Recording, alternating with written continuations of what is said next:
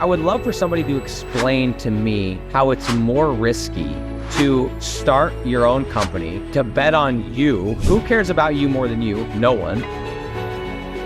If I got so stuck on perfectionism, I never would have launched my own business. E-commerce is still wide open for people who know this much about marketing to get in and build an audience and launch products to them. The model's very simple. The whole thing's called digital landlords. And instead of building houses, you're building websites. You just have to be able to communicate to that customer that you're worth taking a risk on. So you got to focus on creating that value proposition. You have to go narrow and deep on what you're doing. You can't be the jack of all trades. The riches are in the niches, my friend. These skills, these are your safety net, man. And that was my first $1 million business.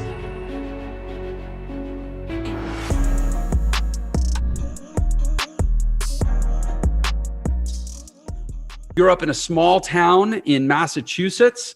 Yep. Went to Fitchburg State College, which I'm going to confess I've never heard of. Okay. And got a degree in exercise science, got an MBA, opened a gym. I know a thing or two about the gym business. I have some buddies that own gyms. And as I understand it, started using Facebook ads to grow your gym because apparently just opening a gym isn't the same as growing a gym. No. And that's kind of what got you into online. Is that right? Yeah, 100%. I mean, pretty much, like you said, I started a CrossFit gym, and back in 2011 was when I started it. And, it was okay at first. But like you said, it's, the expression build it and they will come is, in my experience, not true. I built it and nobody was showing up. And it wasn't until I got into learning about Facebook ads, literally by chance, I saw people running ads on Facebook and I said, oh, geez, that's kind of interesting. I've never thought about doing that. And at the time, the Facebook didn't really even have an ad platform until just at that time. And so I started to run ads, and that's when really things took off for me. And it was because I knew that I was a really good trainer. I knew I could get people in shape. And, getting a degree in exercise science and everything, they teach you how to get people in shape and nutrition and strength training. But the one thing they never taught you how to do was how to get people in the door. Yeah. And so that's really where that was the missing piece for me. So, learning the ads, running the stuff, that literally changed my gym and turned it from, being on the verge of not being open anymore to thriving. And then it literally changed my life forever, to be where I am today. It's all because of Facebook ads, honestly. As much numbers as you're comfortable sharing. What did it look like before Facebook ads and then after Facebook ads for your gym? Oh my gosh. I mean, well, just to put it this way, I mean, before I was running Facebook ads, before I really knew anything about marketing, there was months literally, Jeff, where I literally had to decide, hey, do I want to pay my groceries or do I want to pay like the rent for my gym? Or literally I remember times walking to the mailbox and just like, literally just my heart racing, being like, man, are there gonna be bills in that mailbox? Because if there are, that's gonna be really bad, because I would run out of money before I ran out of month. Yeah. That was a bad situation. And obviously after Facebook, to just give you an idea, we went from 1,000 square foot space with my gym to then we upgraded to a 10,000 square foot space just because of the amount of people we had. And we ended up having, at the time we had about 400, 500 members, a CrossFit gym at, $150, $200 a person per month. So it ended up, being a very, very profitable business after a while, but it didn't start that way. You've gone full bore into affiliate marketing, right? 100%. Yeah. So it just kind of happened by chance, once again, because I was, I was doing the gym thing and I started to turn things around and have success online or with my gym, which was a big thing for me. And it's funny because a couple of years prior to that, probably about 4 years prior to really have my success in my gym, I had learned about affiliate marketing. I learned about ClickBank and everything. And I actually was on the verge of joining a mastermind trying to figure out how to do it, but I couldn't do both at the same time. I was like, I got to either build my gym up or I got to do the online. I couldn't do both at the same time. So I decided to go the gym route. Started to have success with the gym, obviously turned things around. And then I said, okay, I still got this itch I want to scratch, and I want to learn how to do affiliate marketing. And I ended up jumping into a mastermind. And that's where I ended up learning about ClickBank and affiliate marketing and starting your online business. But I didn't start out as an affiliate. I actually started out with my own product on ClickBank. And it was a CrossFit product. It was called Dominate Your Double Unders. I don't know if you ever heard of a double under, but basically it's a CrossFit movement. It's two swings per jump with a jump rope. And so I saw people in my gym were struggling with it. And I said, hey, if I can put together a program showing people how to do it, I'm going to make tons of money, right? That was kind of my thought process. Didn't end up happening that way. But it was the best thing that ever happened to me, because I'll never forget, Jeff. I would join the mastermind. I ended up going to the event. I remember pitching my product to these people that were in the mastermind, who had these big email lists, and asking them to promote my product as an affiliate, and nobody would promote it. And the reason why they wouldn't promote it is because everybody had a big list, but they were geared towards weight loss. They weren't geared towards a skill-based program like I had. So I got super frustrated, and that's when I realized, hey, maybe I should try running Facebook ads, because it worked for my gym. Maybe it could work for my product online. I ran ads, and then, within, a couple of days, I had a couple, literally like 3 to 5 sales right off the bat. And I'm like, wow, this is pretty amazing. And so that got me down that rabbit hole of affiliate marketing. Yeah. And it's interesting. I mean, you have a big training program, Commission Hero. You teach affiliate. Is that primarily what you teach in Commission Hero, is affiliate marketing? Yeah, that's it. That's all we teach, is people how to do affiliate marketing using Facebook ads. Yep. Okay. And what do you see as kind of the differentiator between, let's call it I don't know your numbers and it's none of my business, but let's call it the relative few that just absolutely crush it. Yeah. And the vast majority who get mediocre to no results. What do you think is the difference? I think there's a couple differences. I think that one of the biggest differences that I realized, when I put together Commission Hero, and one of the things I've learned over the past couple of years is you have to go narrow and deep on what you're doing. You can't be the jack of all trades, right? Like when I started to do affiliate marketing, I could have gone into YouTube, I could have gone into Snapchat, I could have tried, Pinterest and all that stuff. But me, I've stuck with Facebook. Yeah. And I've just drilled down on one thing, right? And then the other thing too is, like, when it comes to offers that you promote, people always say, well, Robby, you've made millions of dollars being as an affiliate. Like, how many offers do you promote at one time? And I say one. I promote one offer at a time. I focus on one traffic source at a time, and I just keep on doing that until I'm successful at it. And so that's really what I teach inside of in the course as well. And we have students that are just absolutely killing it, because they were trying all these different things before, email marketing and e-commerce and drop shipping, and then finally they just if they just go narrow and deep and focus on one thing and be really good at that thing, you have more success. And I really think too, and you probably would agree, Jeff, that the simpler something is, I think the more money you can make from it. I think that's the more complicated something is, the harder it is to get it to scale and get it to make sense. Like, if you can't write it down on a napkin, it's probably not going to be a scalable thing.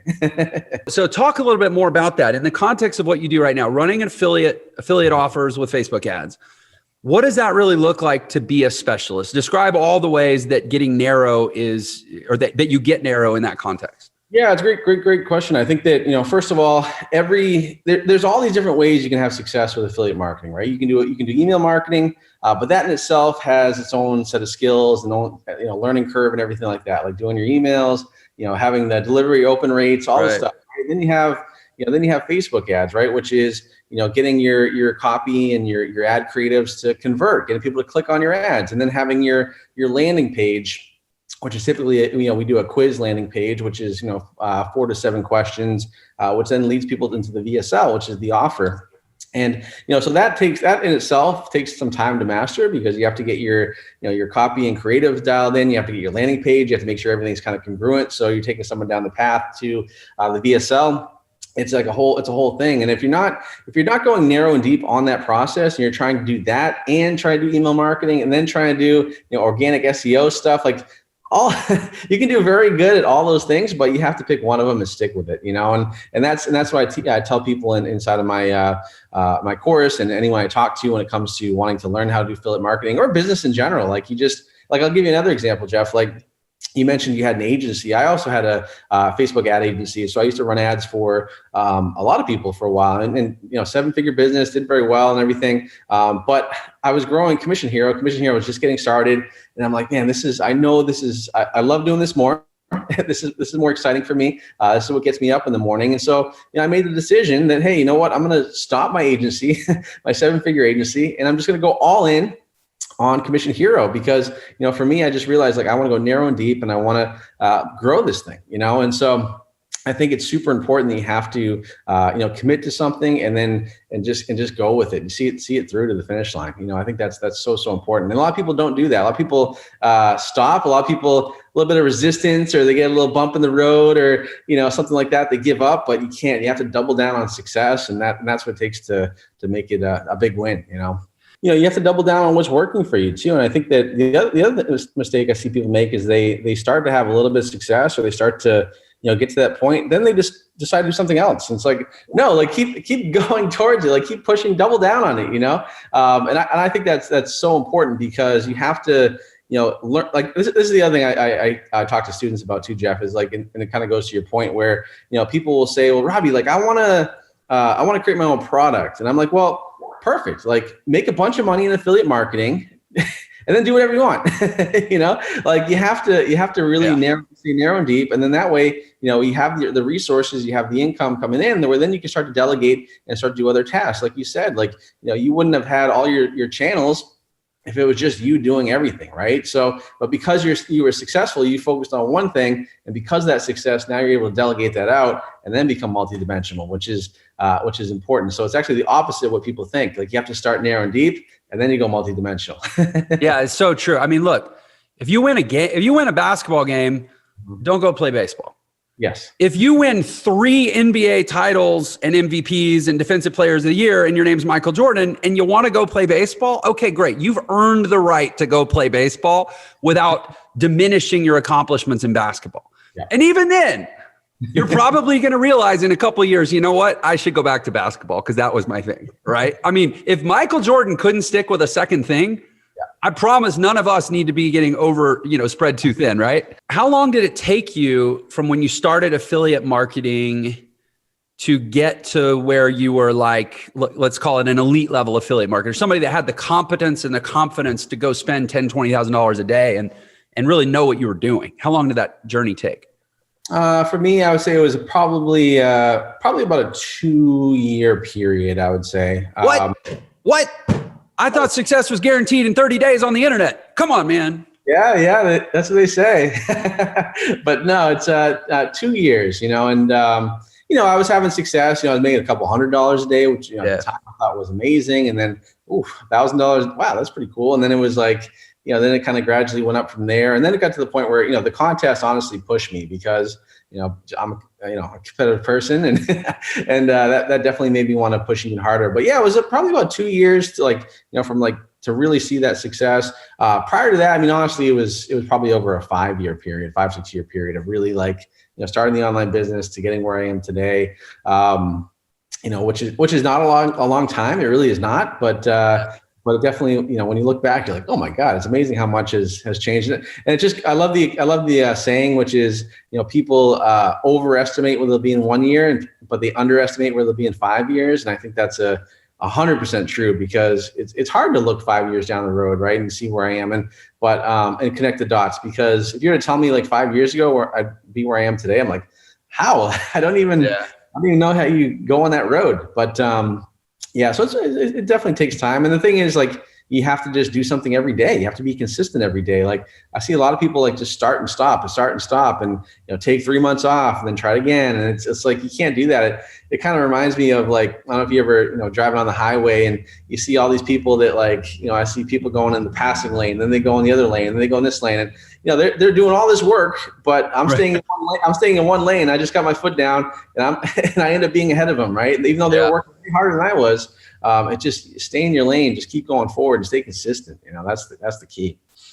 Yeah, it's so true. And I love that you said, well, it took me 2 years, but actually it took me 5 years before that, because there's this period of getting to the starting line.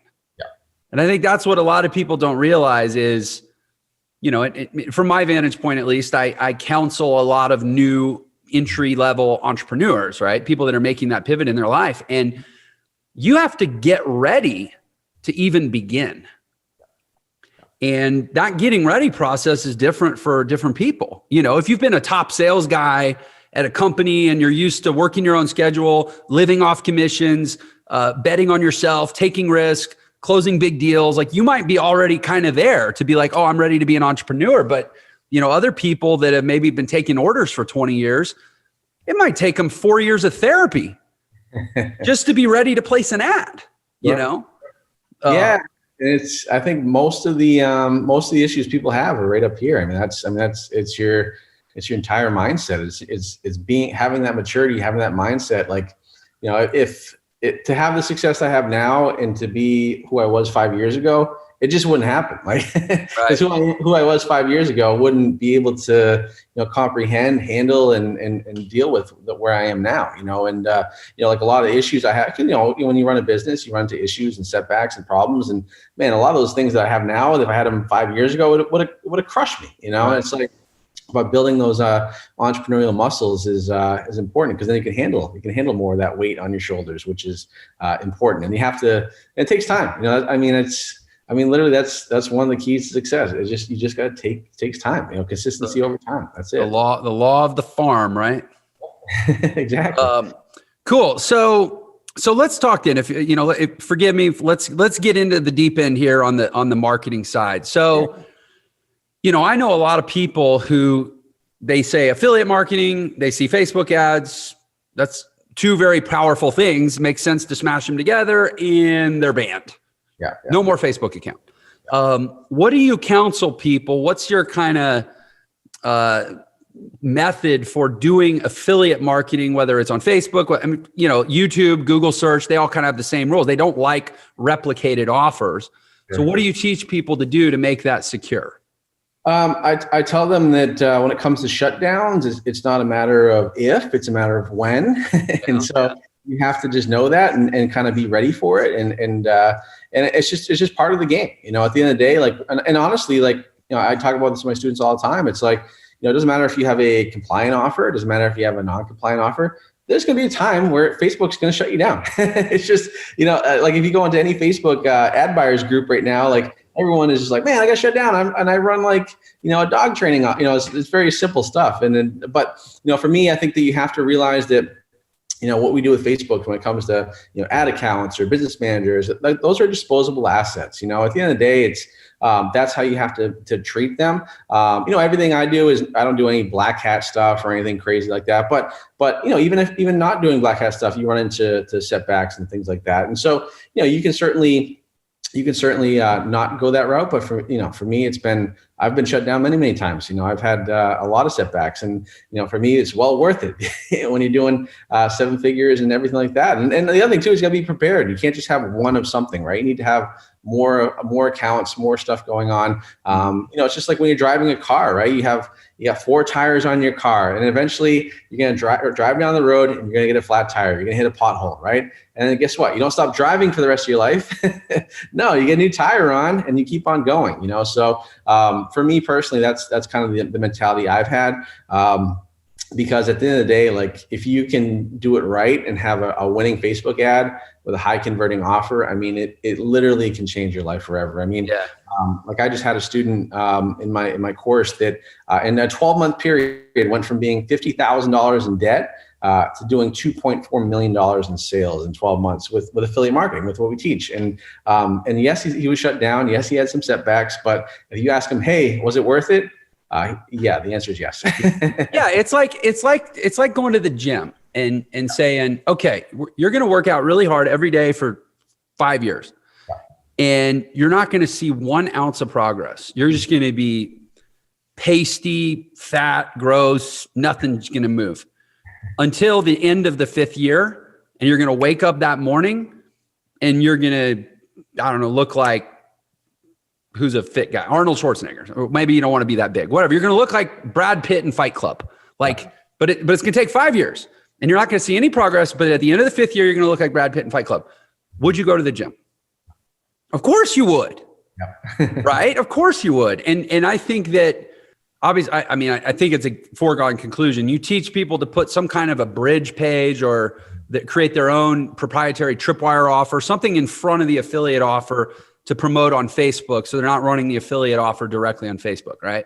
Exactly, yeah, because you can't run direct offers on Facebook. So what we do is typically a quiz. And the way we do it is very simple. It's like a 4-question quiz. And the reason why we have the quiz as our landing page is because people love to take quizzes. And it's very easy to test, especially if you're new to this. It's very easy to come up with 4 questions you can get people to answer, right?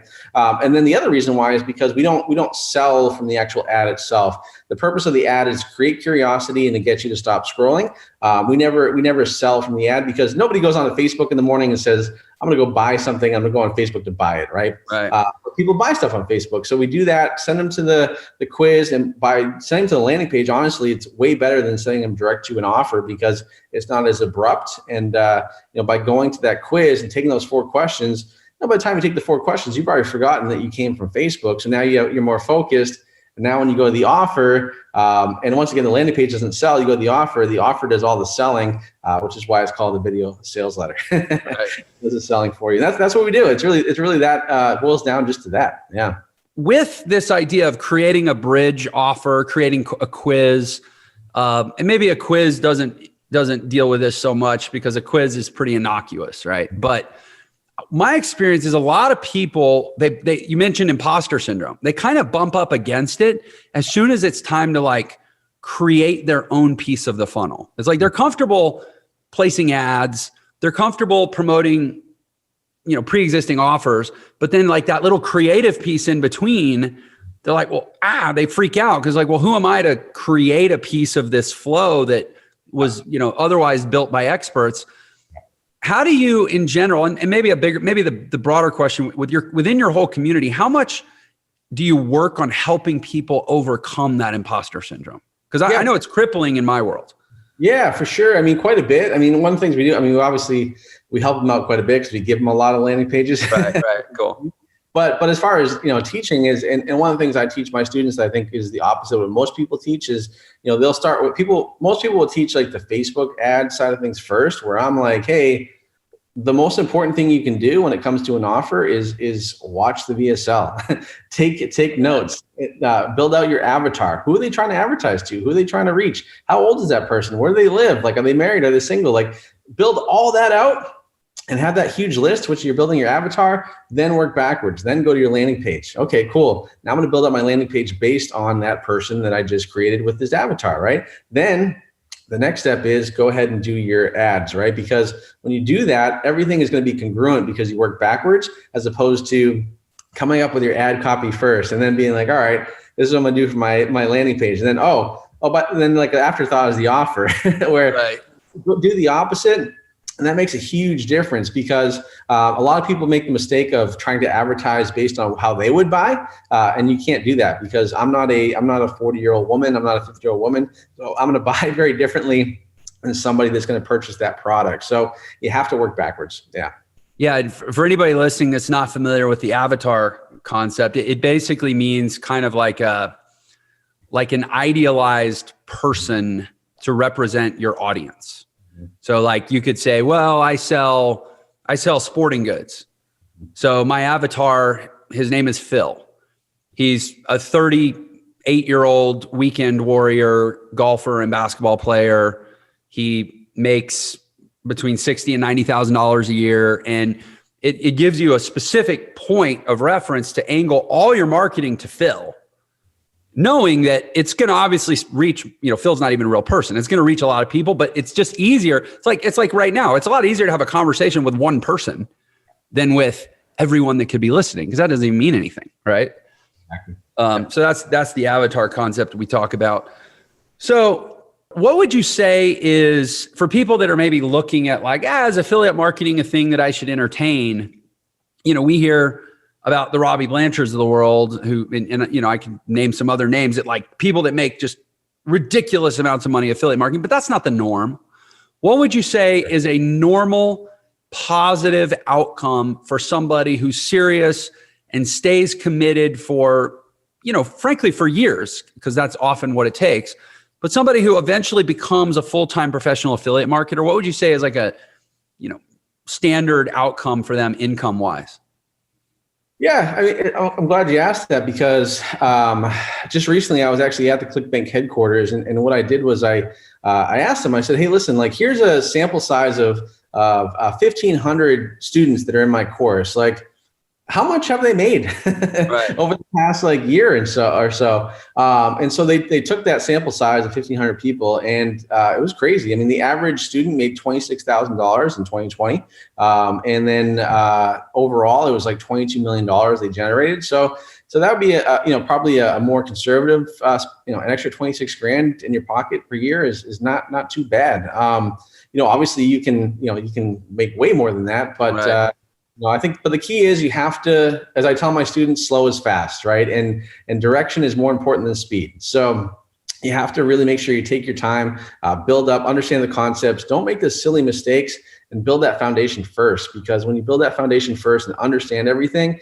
and then implement, that's when you're going to have way, way more success. And I also tell my students, the hardest thing to get to is that first $1,000 a day, kind of our milestone. Once you get to that first $1,000 a day, you put in all that work you put in to get there. Now to get to 2,000 or 5,000 or 10,000, it's way easier because nothing really changes. You're just turning up the volume. So, I would say on average, that's kind of what I'm seeing my students make. And that's not a bad thing at all. And I think the other thing that's cool about affiliate marketing too, Jeff, is that I think that's one of the best ways to start online, because you don't have to come up with your own product. You don't have to, with what I do, you don't have to do an email list. You don't have to do your own store. And I mean, you can just literally get up and running and have success and make money. And then you can go and do other stuff if you want to do that too. So for me, that's been the avenue.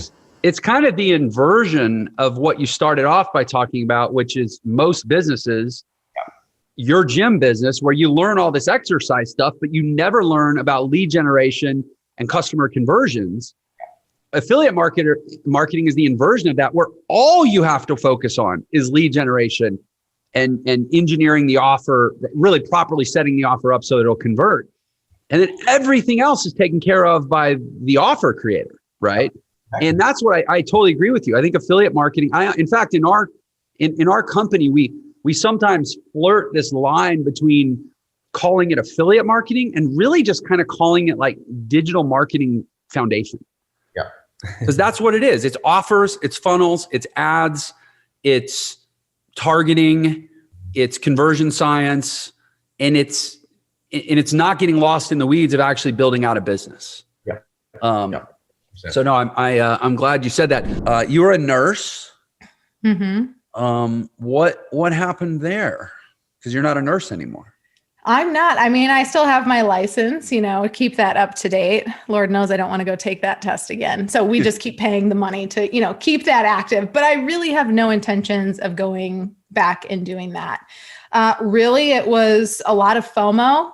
If I'm totally honest, a lot of FOMO of my schedule. I worked nights and weekends at the time when I, started thinking about entrepreneurship.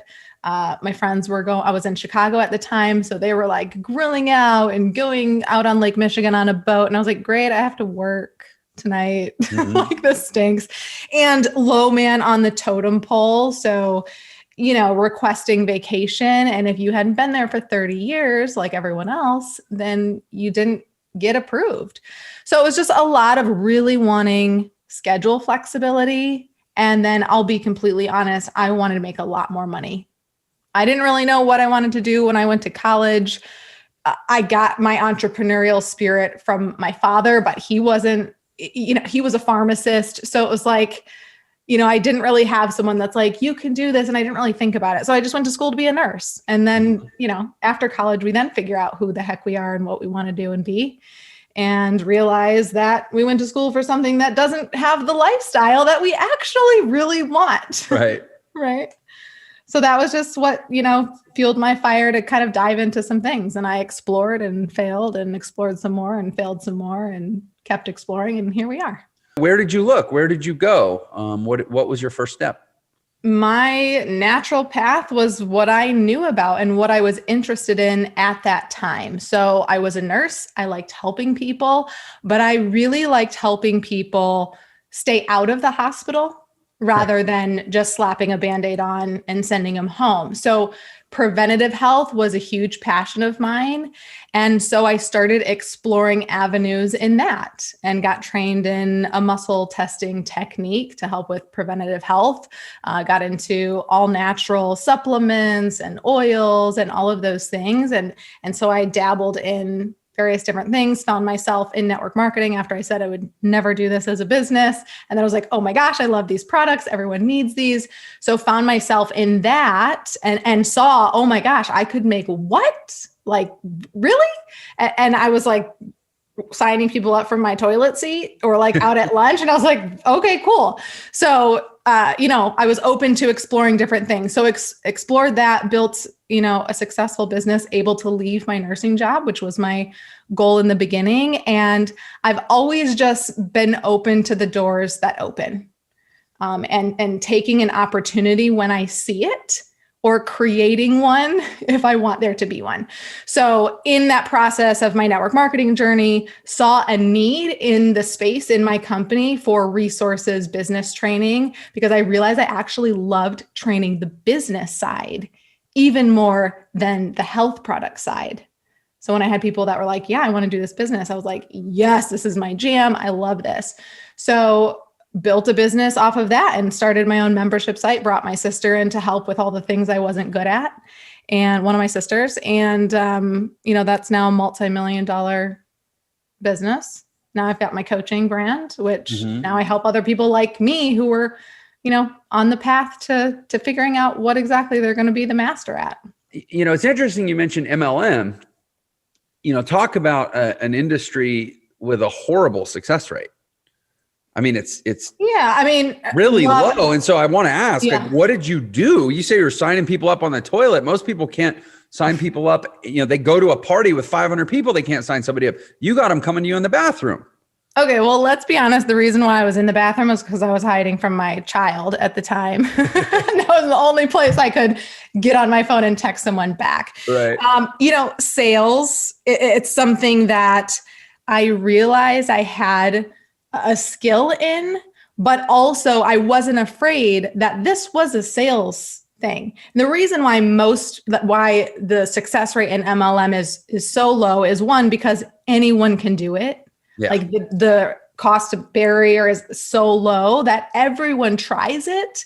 And the reality is most people don't have the grit to push. And they don't have any skin in the game. Right. They don't have any skin in the game. $300, like how far are you really going to go for $300? Right. Exactly. And so yeah, just, I don't even remember what I was talking about before. Oh, you were telling me why your natural humility kicked in. You didn't want to fully answer the question. You were telling me why you were so good at something that so many people. Oh, yes. So, and I hear this all the time in network marketing. It's not selling, you're just sharing. And I'm like, girl, you are bro, babe, Right. Yeah, you're selling. You're selling these products. So if you're not good at selling, if you have this mindset block with selling, you got to get rid of it. You have to get rid of that. You have to realize you're still doing a good thing. You have to figure out how to not be salesy and, be vulnerable with people, put the value out there. Listen, your job is to tell them about the products and help them solve their problems with these products. And their job as an adult is to figure out if they want to buy it. Right? Wow. You mean that when people buy something from you, it's not your fault and you didn't take their money? No, wow. Never. Because I have an email from a disgruntled customer that says the opposite. He says that I took his money. I mean, we're not consenting adults in the free market. Right. In the literal sense, of course. But here's the deal.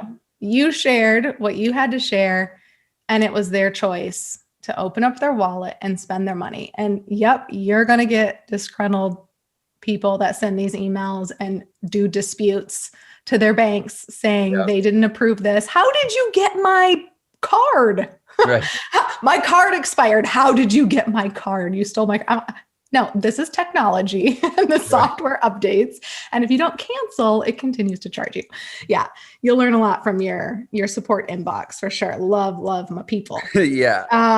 But yeah, sales. So that was something that I wasn't afraid of. I didn't have to overcome a bunch of mindset blocks. And I see that in any, not MLM, not MLM, a huge thing, coaches, course creators, whatever your business is, so many people still have these blocks up, these mindset blocks of sales. They don't want to be salesy. They don't want to push people away. They're afraid to ask for the sale to close the deal, and it prevents success. Yeah. I mean, it's a scary thing. Is it though? When you have mindset issues, when you don't really know what sales is, it can feel scary. I'll give that. But I don't think that once you realize what sales really is and the strategy and listen, we're just identifying the problem. We're giving them the solution to their problem with our product or our service. And we're saying, is it for you or is it not? It's really simple. And when you break it down like that without all of the stigma and everything, it's not scary. Tell me a little more about this idea of selling without being salesy. So in my mind, the salesy salesman is the one where and everyone says, oh, the car salesman, where you show up, they ask you no questions about anything, and they just start selling to you. Mm-hmm. They have no idea what you want, maybe you've been already looking at something, what you need. They just start selling.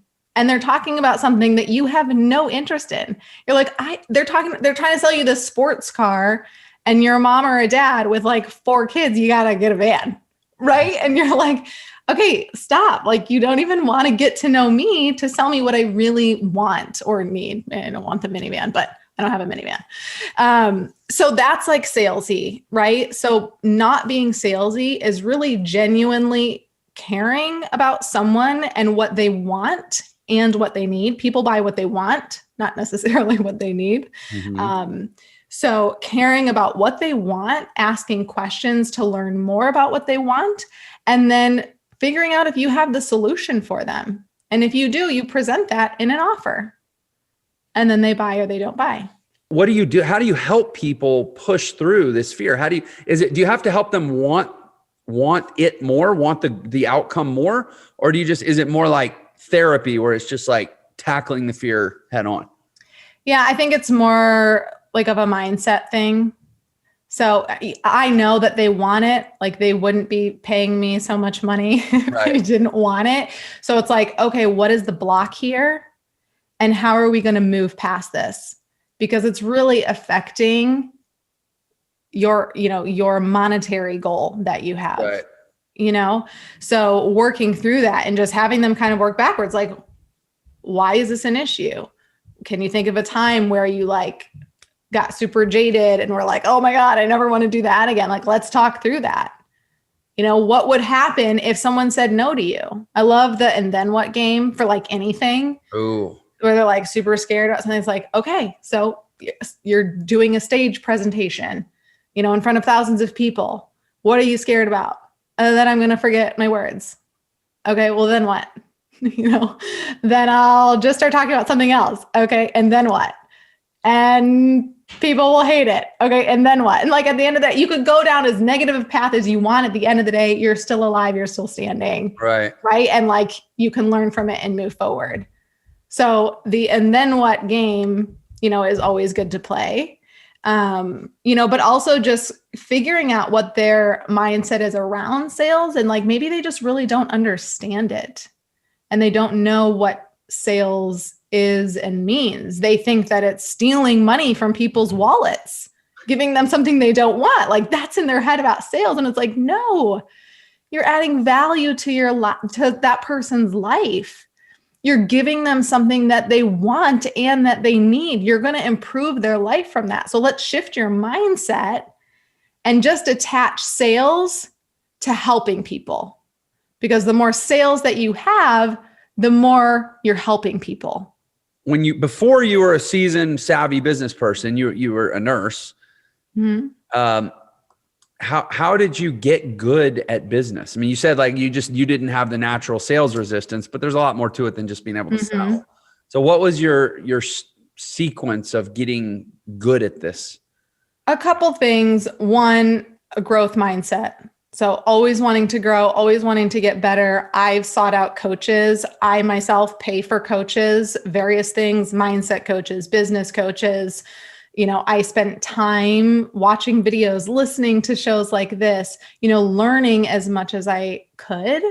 That's one way to get better. Another way to get better is just to do it and fail and learn. And so things were not perfect in the beginning. I've made mistakes. I've hired the wrong people. I've set up the wrong programs. I've made, decisions that were like, okay, that was not the best thing to do. I learned and got better, and my business grew bigger. And now, I help people try and avoid some of those mistakes, but failing is a part of the process. And so you have to be afraid not to fail because you're going to do it. So the question is, in your failures, are you learning? So I've basically, with my mindset coach, we've basically redefined failure. And I've created this definition around failure that actually makes it impossible for me to, quote, fail. So my definition for failure is, any time that I don't succeed at something and don't learn a lesson. And the reality is that every time I fail, I learn a lesson. So my brain is actually telling myself that I'm actually never failing at things. And that helps me keep going and push forward. Where do you steer people these days as far as the best opportunities out there? 100%, we have to look at not necessarily what you're good at, but what you find joy in. Yeah. Because if you're waking up to do something that you don't really enjoy, you're not going to push through the hard days. You're not going to move forward. So, identifying something that you are maybe knowledgeable about, but you also enjoy. So that's, one avenue to do.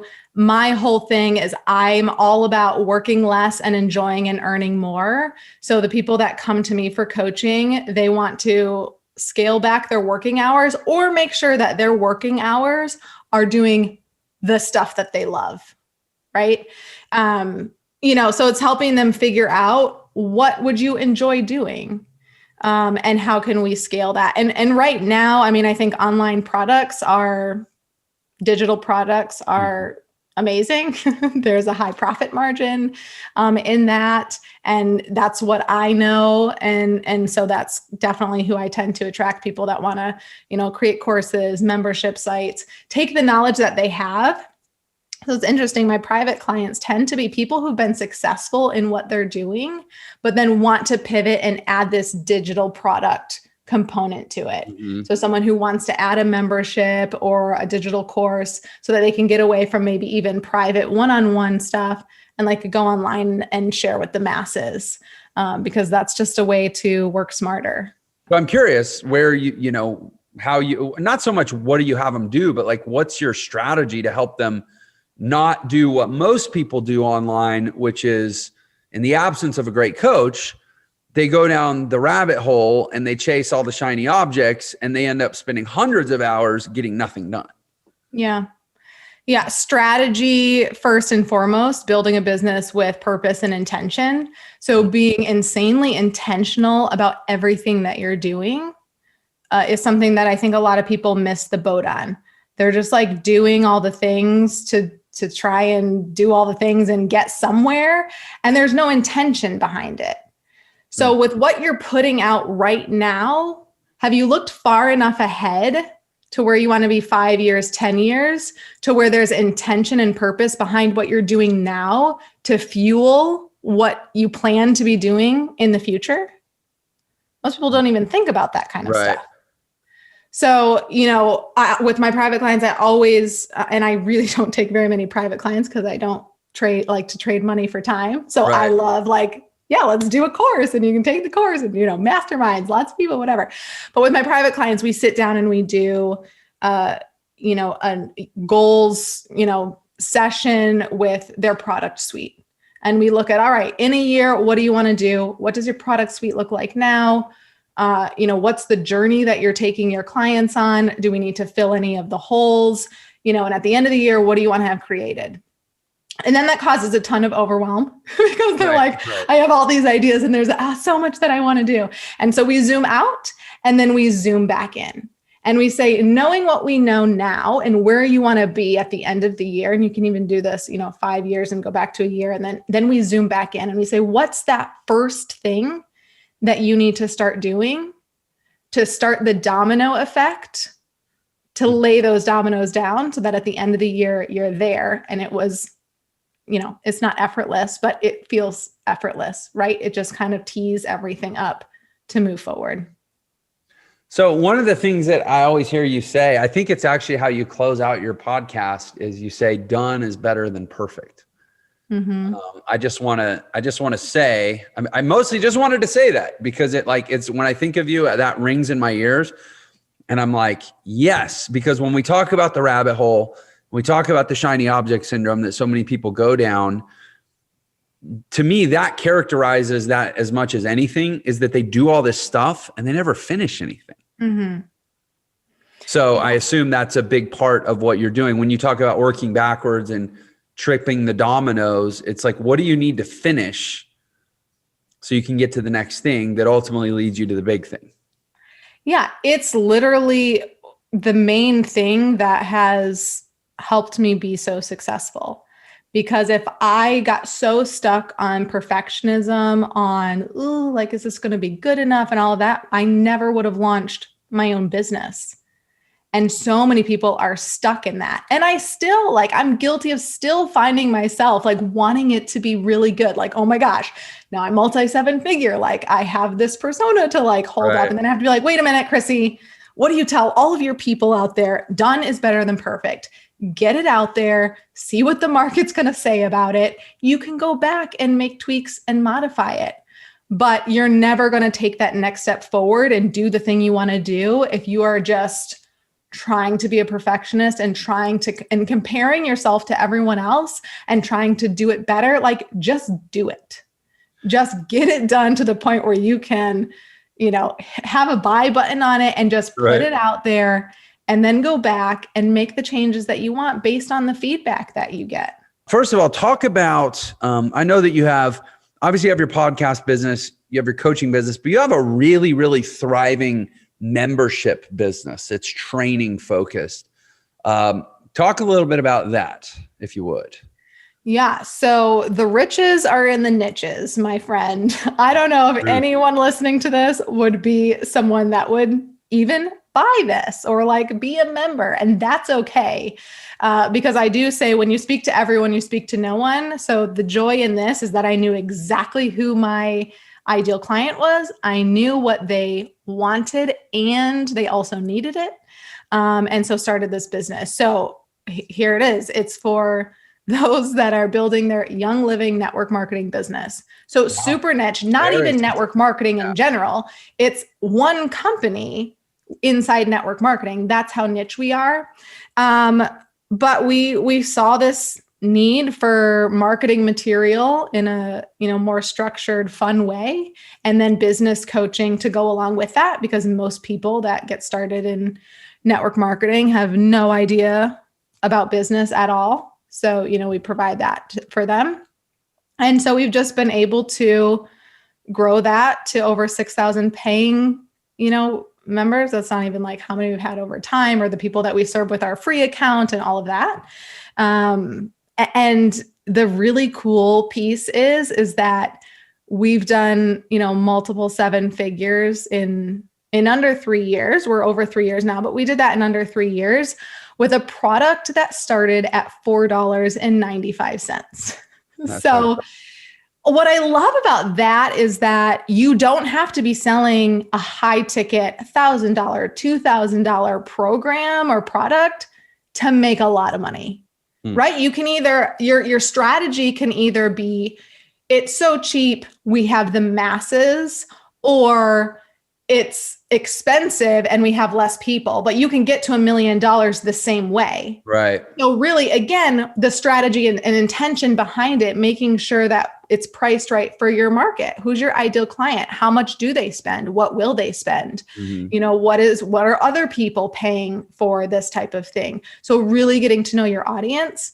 And then it went up to $6.95 and then $14.95. And it was at that for a solid 3 years. So you can put out a really inexpensive product, especially when it's digital. Yeah. And, grow it into something really amazing. And that's monthly. Those are the monthly subscriptions. Yeah.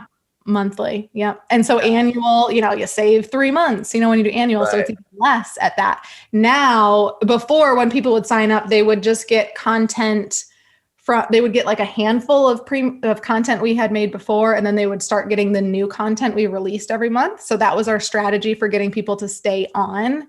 Because at first it was like, let's do this business training, like a course, if you will.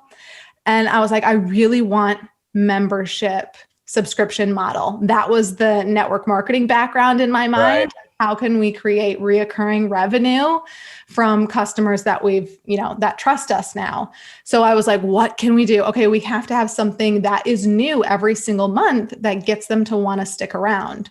So, what can we create that provides that? And really that actually ended up being why people joined originally, not this one business training course, which was really cool to see. And so they used to just sign up and then get the content moving forward. And that caused a lot of confusion for our members. They would hear these people that were our founding partners that had access to everything. And they'd be like, wait a minute, I thought it included everything. So we decided in November to just kind of redo how we do our membership sites and just said, all right, we're just going to double the price, but we're going to give you all 3 years worth of content and then plus the new content moving forward. So basically everyone's on the same page. So, we've had to do a little bit new training because now we're at $29.95 a month as opposed to $14.95. Right. So we're, having to show the value really there, but they're getting way more for the price. So, strategy behind different things and learning things about, customers just as we're doing what we're doing. Hopefully no one listening thinks that, Nick's journey, once he found the right thing, then it was easy. Once he found this digital real estate thing, or which you're going to explain it, then it was easy. I guarantee you, even when you found the right thing, it was still really, really hard. And if you hadn't built the muscle of persistence and discipline and playing the long game and not only overcoming objections, but overcoming your own internal doubts and objections, if you hadn't built those muscles, you still would have failed even at the right thing. True? 100%. 100%. And the thing that is so interesting is when I see people that have, they come into the same business that I'm in, they have all the same material because I give it to them. I'm like, do this. And it's like, well, it doesn't work for me. But when I've gotten so frustrated, but then I look at it and I go, the biggest issue I see is that people have never finished something hard. Right? They've never done anything hard. And so in their entire life, when something got hard, they quit. And they told their mom or their dad a story and their mom or dad believed it and they coddled them and whatever. And then they did that with their spouse. And then it's just this habitual thing. And they come to me and they try to give me the story and they don't like the answer that I give them because I put it right back on them and say, look, you're telling me that this works for 500 other people that don't even speak English, people with speech impediment. We have a guy that's blind that's doing this, that's making money.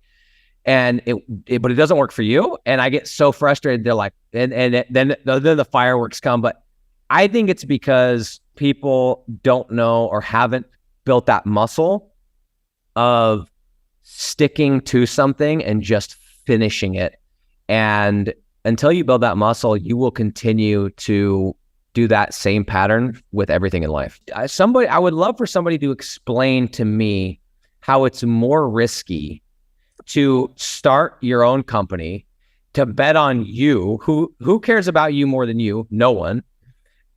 Who's gonna stay up late to take care of themselves more than you? No one. Right. How on earth is it more risky to have your own thing and then to put your entire life, your entire career, all your energy into someone else's hands? Because I know your boss cares about you until it starts coming out of their pocket, right? Until it really comes down to it. And then we'll see how much they really care about you. But I just have never understood that. Yeah, there's a safety net. It's a safety net. What safety net is it, dude? Go learn a skill set. Go learn to sell. That's a safety net. I'll go to bed really good because I'll always have a job.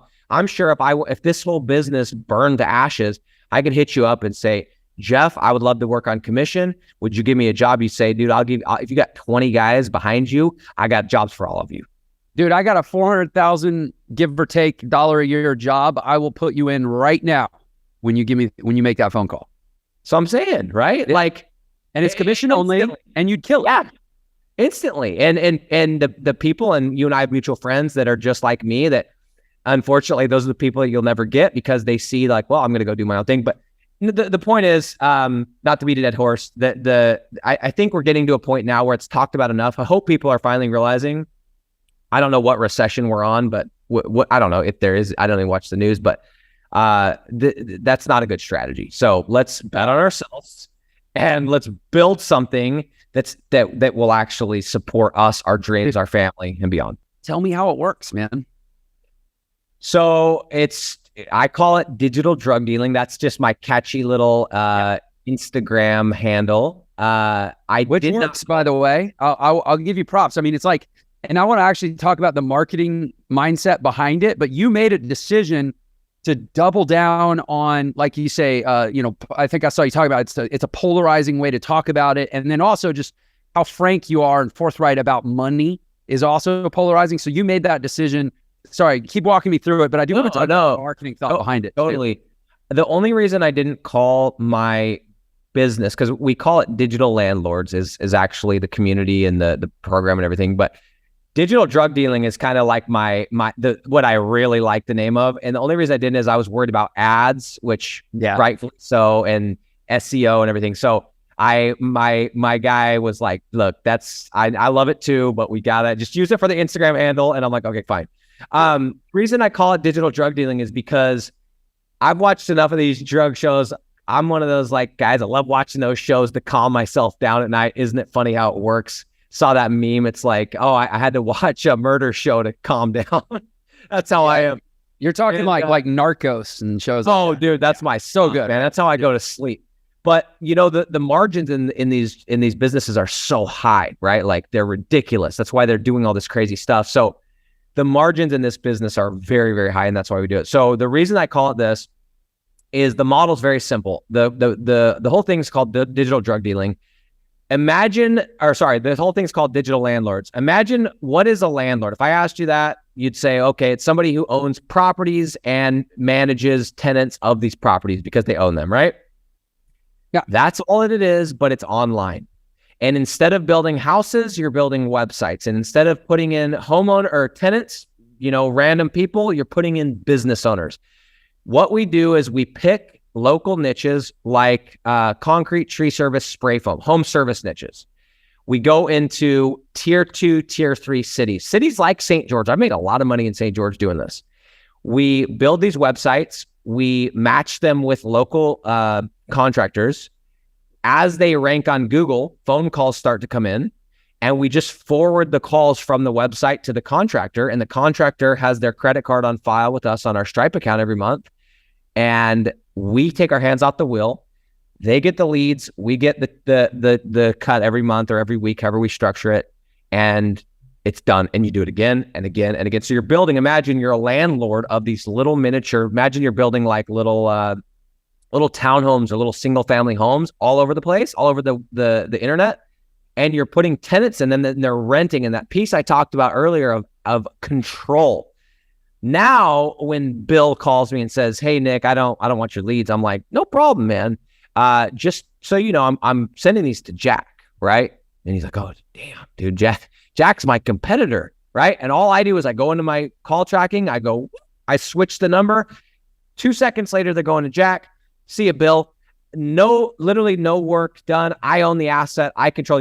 They don't own anything. They're just renting my website. That is digital landlording or digital drug dealing. So that's amazing. Even Cedar City, Utah, you're like, no one spends money. I thought the same thing. I'm making a couple $1,000s in Cedar City, Utah, the most, in my opinion, armpit of the entire nation. I live there. I owned a house there. Don't like it. Hey, And they have a Shakespeare festival. if man. you're from Cedar, you could come at me. I'll tell you, you're not classy. I don't like that town.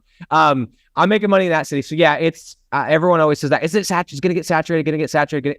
Dude, I've made millions of dollars in concrete, tree service, duct cleaning, and spray foam installation. Those are, and artificial grass. 4 or 5 niches, and literally millions of dollars, and taking care of my family.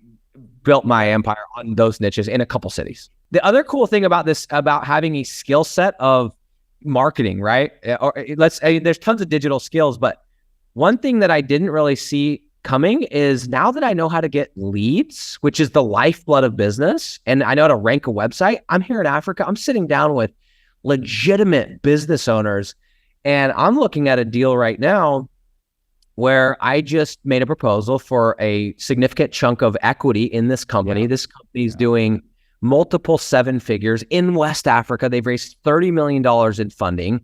And guess what? They don't know how to get to X amount of customers fast. And I'm like, dude, that's exactly what I do. So what you don't realize is it's not just about doing the business model. You could say, hey, I can't find any customers for my pool cleaning business. Let me go get my little brother. Let's start a pool cleaning business. Let's start a dumpster rental business. Let's freaking this deal. If this goes through, it's going to be amazing. It's a phenomenal company. But these skills these are your safety net, man. Yeah. When you started, what were the skills? How did you learn them? You know, and it's the underlying question I'm always asking people when I have on the show is, out of the 1,000 people, give or take, that were trying to do what you did, how come you succeeded at such a high level and most of them didn't even break even? What was the difference? What did it take? And in this case, what were the skills? So 2016, I had a lunch in St. George with a guy you probably would know. And we were chatting, and this person had exited this door-to-door thing. And I was like, man, I think I made 200 grand that year. And I said, I need a transition that I'm not going to, I got to get out of this because I got these golden handcuffs. I'm going to wake up 40 years old and I'm going to be knocking doors, and I don't want that to happen. And I just saw the writing on the wall. I said, help me get out before it's too late. And he said, well, what do you think about the internet? I was like, I love the internet. So he referred me to a podcast. I listened to it, and the person talked about this model, a form of this model. And instantly upon hearing it, I was hooked because I'd read, like everybody else, Rich Dad, Poor Dad, Escape the Rat Race. And it made sense. It was digital. And so how I got into it is I was obsessed. I think I listened to that podcast like 3 or 4 times because I couldn't put the idea down.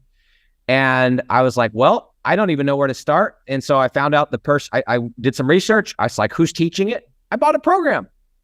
And went through a program that taught me like how to do SEO, how to build a website. Do you know how many other people bought that program? Do you have any idea? Yeah. Over 5,000. Okay.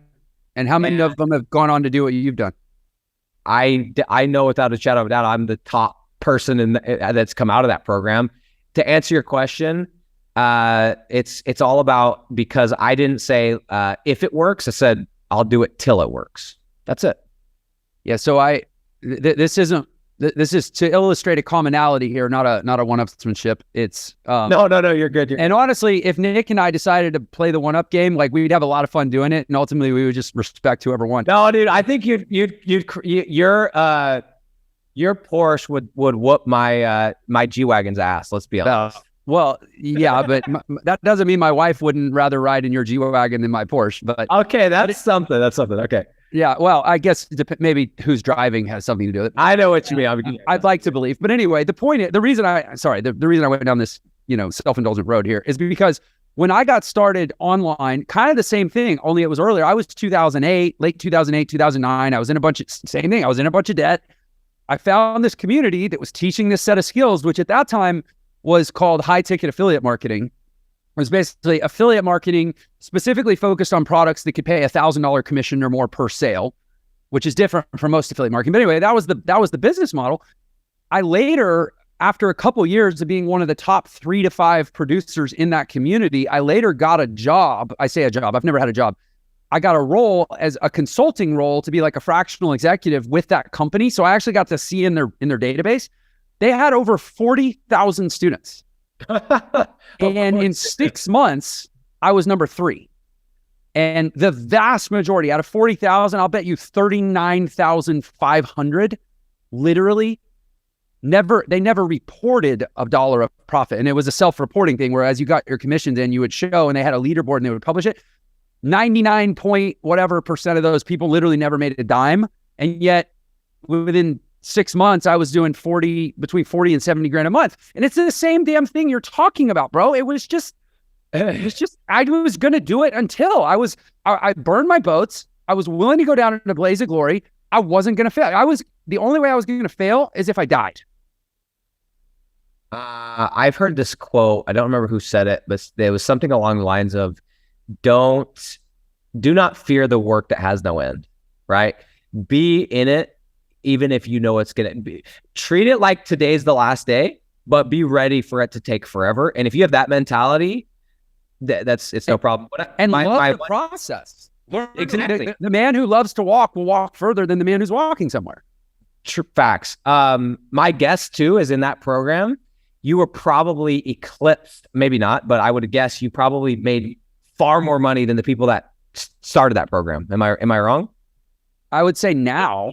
No, in the actual model, not in selling how much they were making selling the course, but what I found with 99% of these things is people go make $5,000 and they're like, I'm going to start selling it. Well, and meanwhile, they don't have the pot to piss in. They've never really done it. They don't know how to show people how to get to big levels because they've never done it. So be very careful. Don't just go vet people out. Hey, you're selling me a program. How much have you made? How much are you making today? Not from your course, from the thing that you're teaching. And that's very, very important. Yeah. That's really not from selling information on how to do the thing, but from actually doing the thing.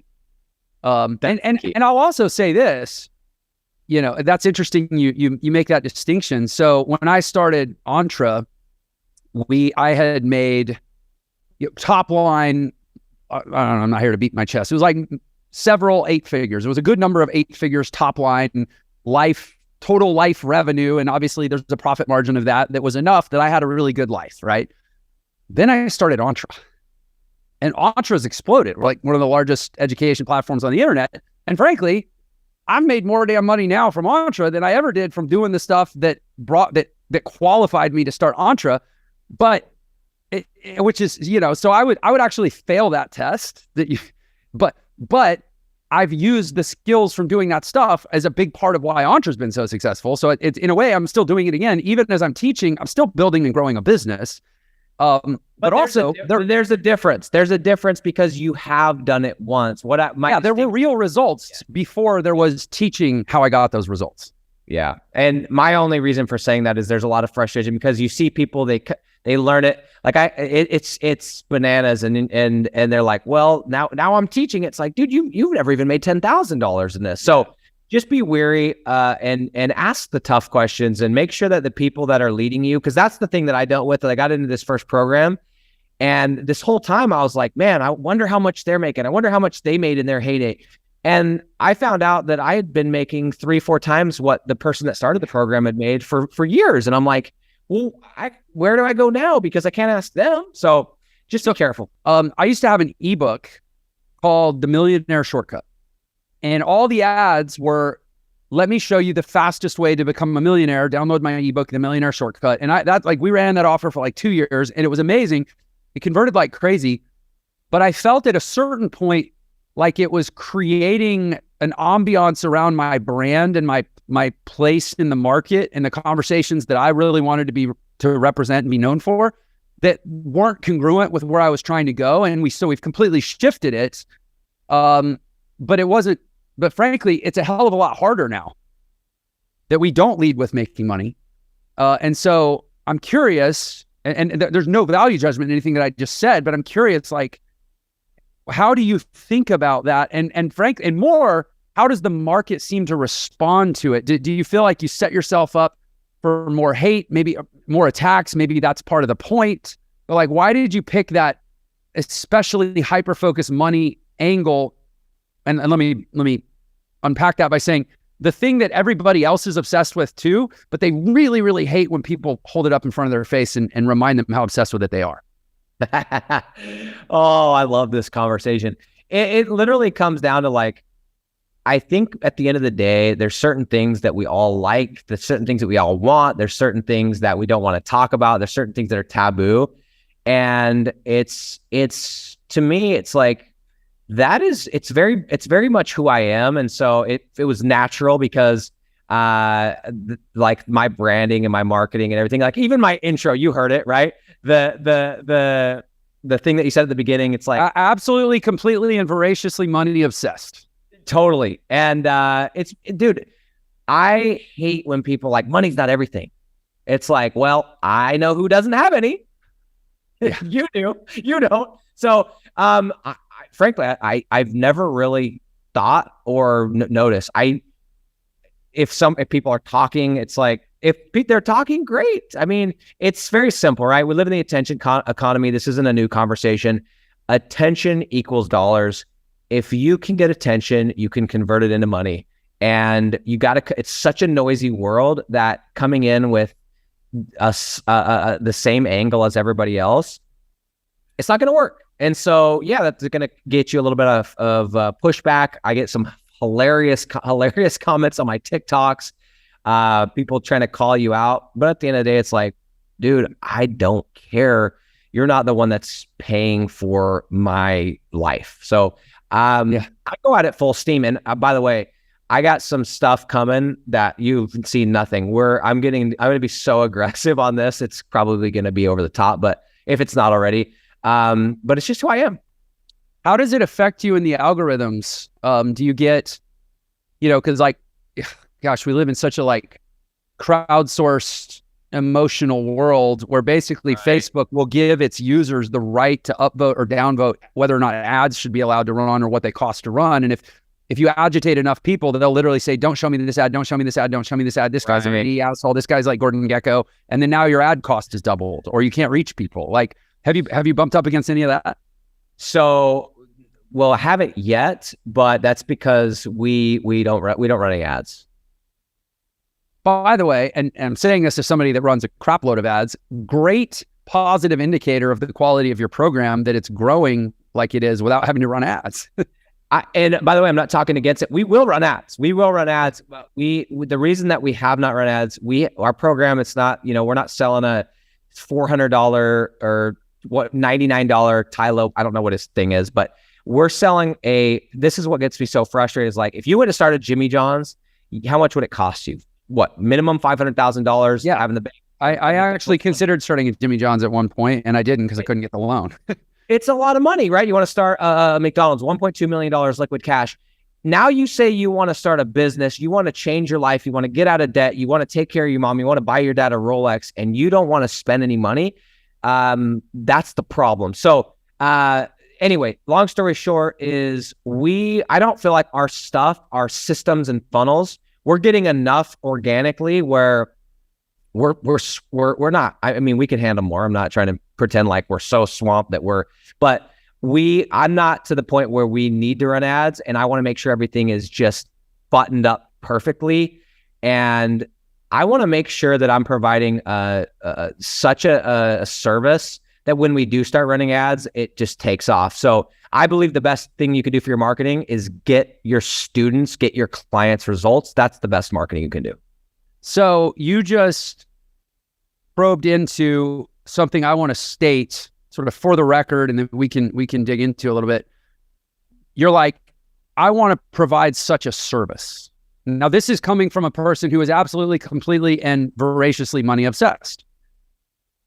And yet your intention to optimize your business and frankly, maximize the profitability of your education platform is to provide such a service. This is why people think that this is my rebuttal to anybody that thinks that wanting money and lots of it makes you greedy or makes you selfish. I suppose those people exist, and the litmus test is, what are they willing to do for money? I guess if you're willing to get involved in like sex trafficking or actual drug dealing, then okay, perhaps you really are a greedy SOB and you don't deserve that money. But for people that participate in the actual real like white economy, I say not the black market, the white I market. know what you mean, dude. Don't worry. Okay. You might want to clarify because of the world these days, but I know what you mean. Don't worry. Yeah, the white market, so to speak. The white hat, not the black. Yes, the white hat market. Thank you. You have to be providing value. You have to be providing service. You have to actually be helping people. And ultimately, the best like force multiplier and profit multiplier you can have in your entire business is positive word of mouth coming from providing great service and great customer experience. And so in a sense, the battle for who can make the most money is the battle who can most selflessly serve in a capitalist market. And so I just want to say that for anybody. That's why I wanted to get into this conversation. I love that you love money because that means you love serving people. Yeah. I mean, at the end of the day, I believe that anyone can go and con a couple people into paying them money. We've all seen it. I think there's something floating around St. George. My wife was telling me today, there's someone like pretending to make cookies and taking half the money. And I'm like, dude, forget about it. If I was going to do that, I'd do it for a lot higher ticket item than cookies. But anyway, what I'm trying to say is that you're going to get found out. If your product does not work, if my product does not actually help people make money, whether it's now or whether if it's in a month, it's gonna get found out. And so you better make sure that you are getting results, because that is how your stuff grows, whether you're selling water or whether you're selling leads or whether you're selling a program that teaches you how to make passive income. That's what somebody told me. They said, this is a good friend of, in fact, this person that told me this, I should link you guys up. Actually, this would be a great person for this podcast. But Alex Hormozy owns a portion of this person's business. It's one of his companies. Okay. And he's like, you know why he's so good? He's like, everyone thinks that he's a marketing savant, which, don't get me wrong, he's good at marketing. But the reason why his program Gym Launch worked so well is because the people that joined it were making money. They were like really having success. And that's why his marketing was so damn easy, is because, they saw his ad and they're like, this guy's got a beard and he's jacked, and let's go talk to 4 of his students. And okay, we're in. Like, it's not that hard. Get your clients results. You can't sell shit forever if that's what you're doing. Yeah. Amen. Damn. If we had more time, I have company meetings that start in an hour, and I have like 2 hours of prep to cram into the next 55 minutes. No worries. This has been all the epicness that I was hoping for when I asked if you could come on the show. I'm glad we finally pulled it off too. It's like took a few tries. The lore is that you have some actual like world records for like webinars and product launches. I know that you've dominated multiple categories. Obviously, you're well known for the webinar science, but you've done physical products. I think you've done Amazon stuff. There's a lot here. So why don't you walk us back and tell us how you became Jason Fladlien of today? Yeah, it started with a $4 product. Okay. So you said it's $4. $4, man. It's amazing. This is what people they overestimate what they can do in a year, and they underestimate what they can do in 10, as the saying goes. I started in Iowa. I was painting houses for this guy, and I was trying to make money online, and I was article writing, because in 2007, that was the thing. You would publish an article. E-Zine articles, man. You go to E-Zine articles, you'd publish in there an article, you put a little bio box back to your site, a link, and you'd get a lot of traffic that way. Were you making Squidoo lenses back there? Yeah, that came later. But the thing was Squidoo and Hub pages, none of those could compare to one well-placed, keyword-dense article in E-Zine articles. Mm-hmm. And a lot of people were hiring that content out, as they should. A 400-word article would take the average person 20 to 30 minutes to write. And I had developed a little system, so I started writing for other people because I didn't want to paint houses. I wanted to at least work for myself. So I was still trading time for dollars, but at least I could do it on my terms. I didn't have to deal with an a-hole of a boss, and I didn't have to travel an hour or two a day in order to do it. And I could make a lot more money, because what I discovered was it didn't matter how good I got at painting. I essentially got paid $12 an hour. I went home and I said, I'm going to throw up a little website so I can stop working over here. And I built up a portfolio in a day of a whole bunch of different articles with an offer that says, hey, listen, I'll write articles for you for $4 an article, which is ridiculously, stupidly low price. But I had reckoned I could write $4 articles in an hour, and I could make $16 an hour instead of 12. And prior to that, I was writing articles as an affiliate marketer. And so I was writing a bunch of articles trying to get affiliate commissions, and I wasn't doing very well there. So all my articles were on one topic. This is my cat, Bernard, by the way. He just popped up. He wanted to say hi, but I was writing all my articles on one topic. I couldn't show that to potential clients. So I had that day that it rained, I went home, I wrote 10 articles on 10 different topics, put up a website. And then in order to get clients, I went to a forum called the Warrior Forum, the biggest internet marketing forum at the time, right? And I just answered questions. And I had a little link as a forum signature that says, hey, if you need articles written, check out my work, $4 an article. And I got 3 clients by the end of those 24 hours. And within a week, I'd quit painting houses and I was in the business of writing articles. I did that for 6 months and it became absolutely its own sort of hell, writing all the time on weird topics like buckwheat pillows and plus size lingerie and microdermabrasion, topics like that. But I developed this really good system where I could just knock out articles quick, sometimes as fast as 5, 6, 7 minutes. And they were pretty decent articles. They were good enough for SEO food, at least, which is what all these things were designed for. So I decided to bundle up and package and sell an ebook on my article writing system. And that's when I launched the book, sold the book for $4 on the Warrior Forum. You take out these little $20 ads at the time and run these Warrior special offers, what they call WSOs. And dude, I don't know what it was, but Jeff, I just hit everything perfectly without even thinking about it. It just came together because I tried to write this product for like a dozen times and never could get it done. And then one day I just said, I'm going to write it in one sitting. So when I sit down, I'm going to start. And when I get up, I'm done. And so I just blitzed out like a little 6-page, 7-page PDF, something along those lines. Typo in the first sentence. I didn't even catch it. Went out there and sold the product. And here's what I did not expect to happen that did is people bought that product. They read the thing in like 10 minutes. They applied it immediately. And here they are 20 minutes later, haven't gotten more than their money's back in terms of the value of the product. And this is social media 1.0. This is before Facebook and all this stuff. They'd go into the forum because the sales letter was posted as a forum post. There wasn't a website, none of this stuff. And they would reply to the sales letter saying, this is awesome. This is amazing. And the social proof was out of this world. And so I sold a whole bunch of product really quickly. And I said, wow, I've discovered a massive secret. If I could just find stuff that people are doing and they're slow at it and I can get them to be a little bit faster and I can sell a cheap product that I could take a couple hours to create, I'm going to be rich. And so I did that for the next year. For 1 year straight, I just looked at what I call these 1-1-1, one problem, one solution, one sitting type of products. And I started charging like $7 and then 17, getting a little bit braver, charging 27 or 37. And then after a year, I had developed these really good skill sets that then I could start to combine together and really go up from there. But that first year, man, that's what switched it all on for me. Where'd you go from there? What was the kind of the series of stepping stones for you? I said to my email list, which is all buyers at the time, pretty much of these low ticket products, I said, hey, I got this new product I want to teach or I want to create. And it's specifically time management for internet marketers. Not a very catchy title, but people were wanting to know. My customers like, Jason, you're super productive. You get stuff done. What are your techniques?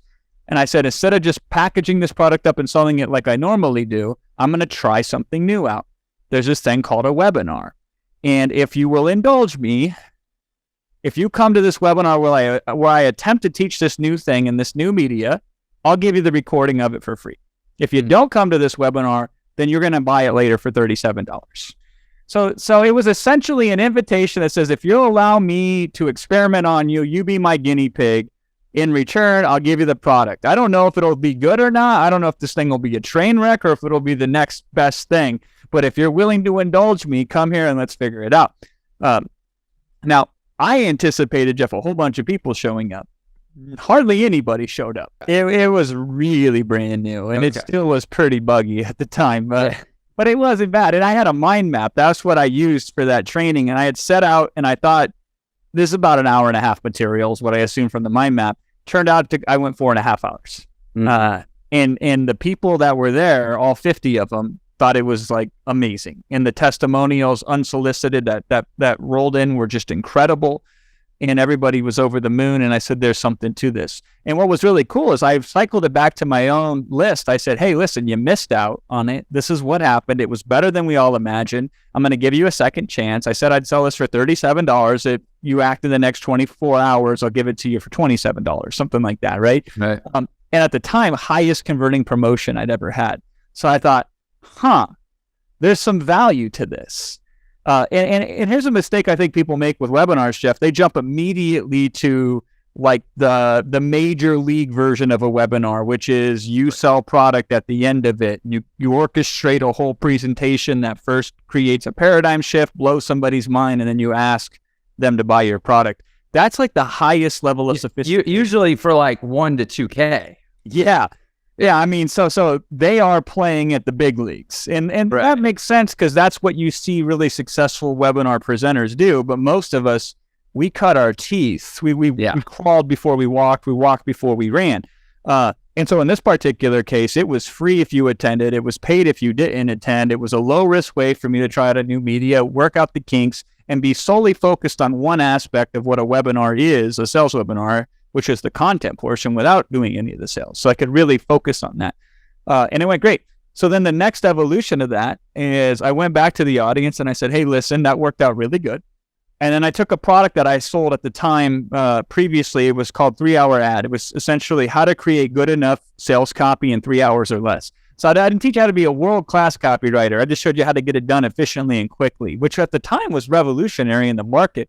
Because you either were going to learn how to be the best copywriter in the world by really top-level copywriters who all they did was write copy day and night. But I had seen on the internet that there's a lot of people, copy was just one function of a bigger picture, and there was nothing that served and helped them out. So I created a product, and it was like a $17 product, right? But people kept asking me, Jason, can you go in more in depth on this thing? Can you show more examples on that thing? On and on and on. So I said, listen, I'm going to take this product over here. Most of you have already bought it. And I'm going to now attempt to train it through a series of webinars. I called it an E-class at the time because we didn't have a name for it. Nobody had a name for it. And so the thing was like an 8-step process. So I broke it down into 8 weeks. And the pitch was, I didn't sell this on a webinar. I sold this on a written sales letter. I said, listen, if you want to buy this thing over here, it's $200. I'm only going to take on a limited number of people. I can't remember how many at this time. It was a small amount though. And I'm going to teach you this concept in 8 webinars over 8 weeks. And that worked really well. We sold that class out. I say we, it was just me at the time. I'm used to saying we now, but back then I had no staff. It was just me.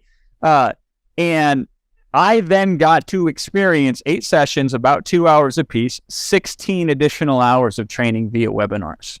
And it was only after I had put in my dues, first with a 4-hour product, second with a 16-hour product, that I thought, let me sell via the webinar now. And when I did, I was still selling these e-classes. So I took another product, turned it into an e-class. If it was 6 steps, I would teach it in 6 sessions, 1 step per session. And think about this. You do a webinar, and then the sales pitch is a series of more webinars. It's the easiest thing in the world to sell. Did you like this one thing I gave you for free? Would you like 6 more where we go very in depth on these topics? Yes, yes, yes. Okay, go here and sign up. And so again, see the degrees of this? When I did start selling on webinars, it was a laydown. So even that portion was really easy. And that's where I really started to develop my webinar techniques. But here's the game changer of all game changers for me, Jeff, is I'm on webinars now. It's 2009. And I noticed something one day. I noticed that I get to the end of the slides and I'm like 90 minutes into the webinar. I'm out of prepared material. Mm-hmm. But there's still people on. And maybe not a lot, maybe 50 or 60 or 70, but some of them are still active in the chat. So one day I thought, you know what? I think I was selling like a $500 product at the time, maybe even less. I said, if I could go for 1 hour and make just 1 sale, that would be $500 an hour. Yeah. And at the time, $500 an hour is pretty good for me. So I said, okay, let's see what happens. So I go for an hour with just like 6 or 7 people in the chat being active, asking me questions. I'm answering it. I'm saying, what can I do? See if I can determine if they would buy or not buy. And I sold 2. So I was like, nice. And there's still like 40 people on. I said, could I go another hour? And I did. And I sold another person. And I said, man, I just made like the equivalent of $200, $300 an hour here. And to me, that was the end of it. I was like, I'll just do that. It's a nice way to make a couple extra $100 here, a couple $100 there. I mean, if I'm making $500 extra per week and I'm doing one webinar per week, that's $26,000 of extra money per year. That's ridiculous. So that's as far as my mind went at the time. Here's what I didn't realize is I all of a sudden started putting in all these hours.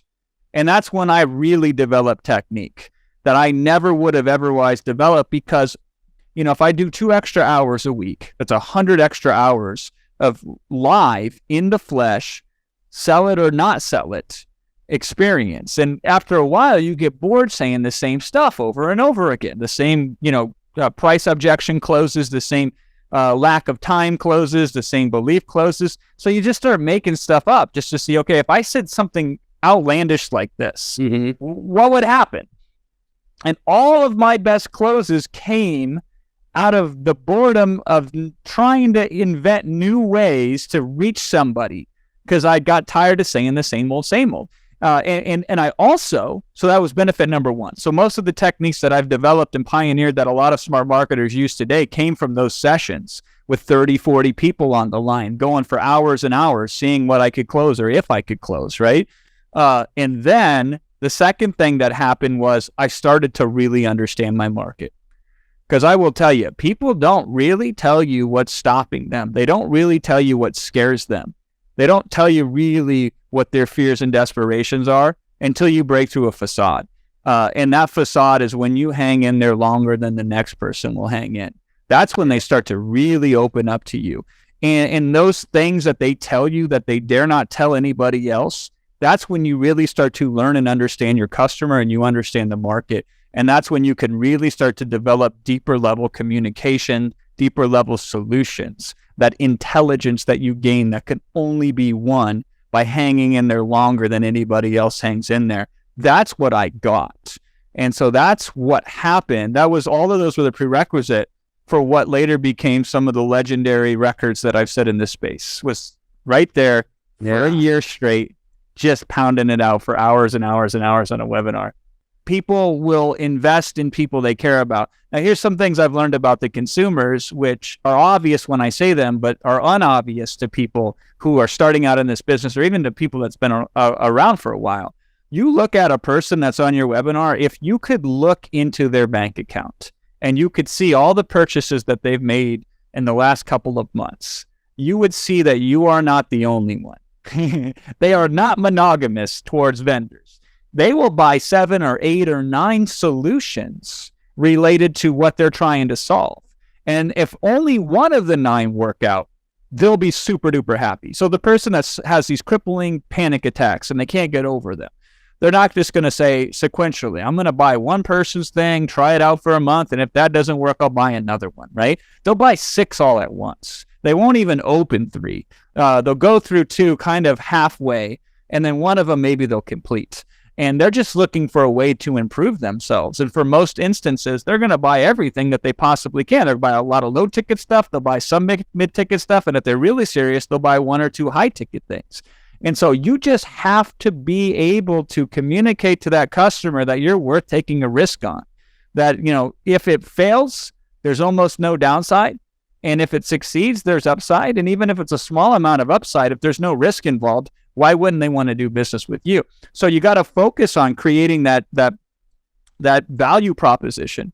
And then you have to allow that person to feel safe enough to entrust you with their time and with their money. That's all you got to do to make it sell. Simple. Yeah. Easy. Nah. Because then we start to build in all the head stuff around this stuff too, Jeff. It's like, well, if a customer doesn't buy my product, that's a rejection against me. And that's an incrimination of my self-worth, and therefore my ego suffers as a result. It's like, yeah, if I thought that way, I couldn't do anything either. The challenge really in this business is the psychological limitation. Is so people are afraid, and I was afraid, dude. Why do you think I priced a product at $4 when I first launched it? Because I was scared out of my mind that I didn't want to overcharge anybody. I didn't want people to be upset at me, and I didn't want people to call me names and criticize me. And I urge more people to play along that way. See, the traditional wisdom back then, and it still persists to these days, is that if you charge a little amount of money, then people won't pay attention to you. They will devalue you, et cetera, et cetera. These are often said by people who want to keep prices high because they benefit if their competition also prices high. It's a version of price fixing, if you will. You know, I think that one of the things that people appreciate is like examples, right? Like how to operationalize a thing we said. And I know that a lot of people, again, we have these limiting beliefs. We create these stories about why such and such piece of wisdom applies to everybody else in the world, but it doesn't apply to me. So I thought maybe this just came to me, by the way. This isn't like a thing I do. But to kind of close us out here, I wondered, what if we have like a speed round where we go back and forth and we're like, you said that if you'll spend 16 hours researching something that like some reasonable number of people in the world might want to know the answer to, that just the compression of time and the curation of information is of tangible value that they'll pay for. Yep. What if we have a round back and forth where we're just like, let's just spitball ideas of like things you could go research. Oh yeah. To save somebody time. Absolutely. 100%. That's not fun. Oh yeah. And here, and I've done this in the real world with real money, Jeff, because here's the litmus. Here's how you would really do it in the real world. You listen, and every time you hear complaints being voiced over and over again, constantly, ping, that should be the ping in your head that says, I better go get some answers and put them together, because that's where the money's going to be made, is when people will complain about something over and over again in mass. That's your huge opportunity. And oftentimes they're very small complaints that big guys like me won't touch anymore, because it's only $10,000 for a couple hours of time. Right. It's not enough money for us, but for most people, it's more money than they could ever imagine. So that's the answer. But yeah, it's bad, especially on a time basis. Like, 16 hours plus maybe 40 hours, work hard for a week to get this thing out, and then I made $10,000. Like most people have to work 2 or 3 months for $10,000. So, yep. Let's do some examples. Let's try it out. Yeah, you can source this stuff from your life. I'll start. I had a car wreck 3 weeks ago, and my shoulder's been kind of screwed up, and I think I want to get stem cells, but I'm like, I've heard there's a difference between the stem cells you can get in America versus the stem cells you can get overseas. And like, I know Joe Rogan sent his mom to Panama, but like another buddy of mine went to Mexico. And like, if there was a product that was just like, here's the skinny on stem cell treatments, what's available in the US, what's available overseas, here are the different clinics, here are the different countries, here are the regulations, here are the licenses, here are the passport requirements. Like I would literally go pay like $1,000 right now today for somebody to shorten my learning curve on where to go get my shoulder treated. Absolutely. I have a German Shepherd, right? And ever since the pandemic, it's impossible to get him groomed. And because he was a rescue, I can't take him into a normal grooming place because all these other dogs will freak him out and he'll go crazy, right? And everybody thought it was a really damn good idea to get a dog during the lockdown. And as a result, I've called up so many mobile groomers, none of them. They even have voice messages now that says, we do not take on existing clients. We are new clients. And I'm like, how the heck do I find a groomer? If somebody put together a resource guide, especially with copy and paste emails and copy and paste phone scripts that I could just read word for word, I would buy that product in a half of a second. And I know it sounds stupid and I know it sounds ridiculous. And I don't know if there's enough of a market to create a product like that. But if somebody went around and did some research on all the different ways that you could convince a mobile grooming service to take on your dog when they're supposedly already at capacity, and they had like a 6-step process, I would totally buy that in a half of a second. Because my poor guy, he's looking a little raggedy now, and I ain't gonna groom him. So, okay, dude, this is so fun. So I got one for you. Right before you mentioned the pandemic, and it made me think. Okay, right before the pandemic, I told my son, he's 20 now. He was just turning 18 or 17. It was like, hey, when you turn 18, I want to take a trip. Like father-son trip. And I was like, what do you want to do? And he wanted to go see the Northern Lights, the Aurora Borealis. So I Googled it and I'm like, all right, we go to Iceland, we go to Finland, we go to Alaska, we go to the Yukon, we can go to Russia. Like there's all, and then I was like, what if we see the Southern Lights? We go to or New Zealand, whatever. And then the pandemic. And so now it's like, dude, we need to do that trip. But there's a combination of two things. What is the best place to go see it? And also, what countries still have vaccination requirements and travel restrictions. Yep. So if somebody had a product right now, and again, this maybe it's too niche, but you can even start too niche and then you can broaden. So let's say if somebody had a product that's like the best, here's the scoop, like 8 different ways to go see the Norton requirements with an addendum for how to do it if you're not vaccinated. I'd be like, okay, sign me up for that.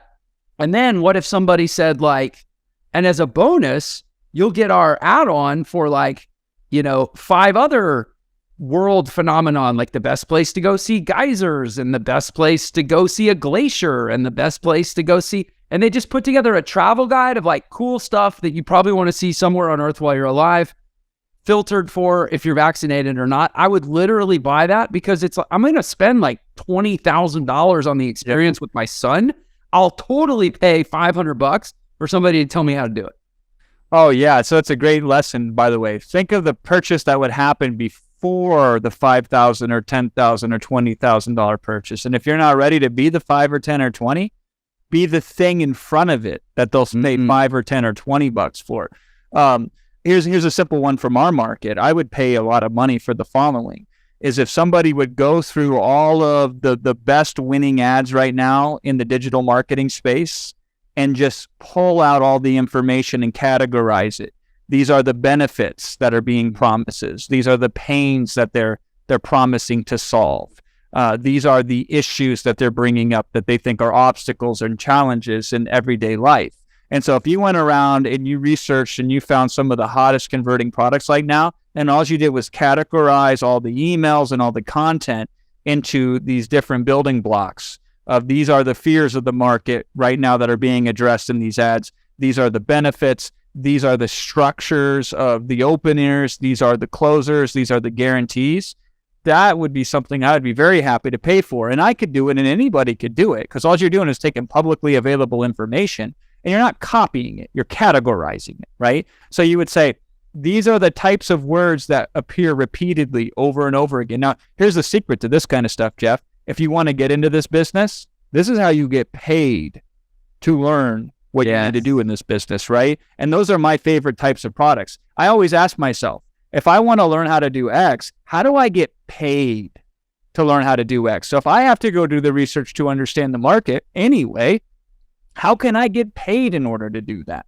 And you could sell that in mass, or you could even go to people. You could pick 10 or 15 people that were higher ups in the market and said, I'm considering putting together this research for my own personal benefit.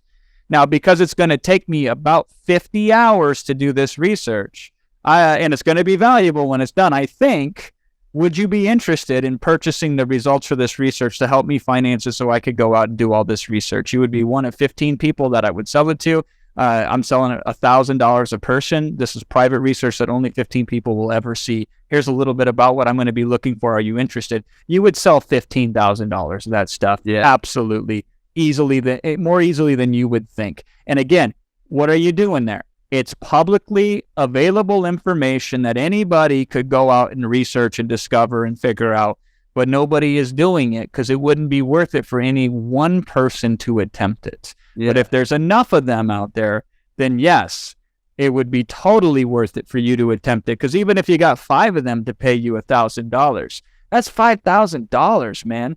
That's a good chunk of change. And again, you become better as a result. You learn more yourself. You understand more what makes people tick, et cetera, et cetera. This is what I said to the client today. I said, what is your indoctrination sequence? And I hate that word. It's just the vocabulary of the market. Indoctrination means what happens when they register for the webinar, but before they attend the webinar. Right. And he says, we send mostly testimonials of other people and this and that. And I gave him a little secret that almost nobody knows about the webinar business. I said, the mindset in which somebody shows up for the webinar largely determines whether they buy or not.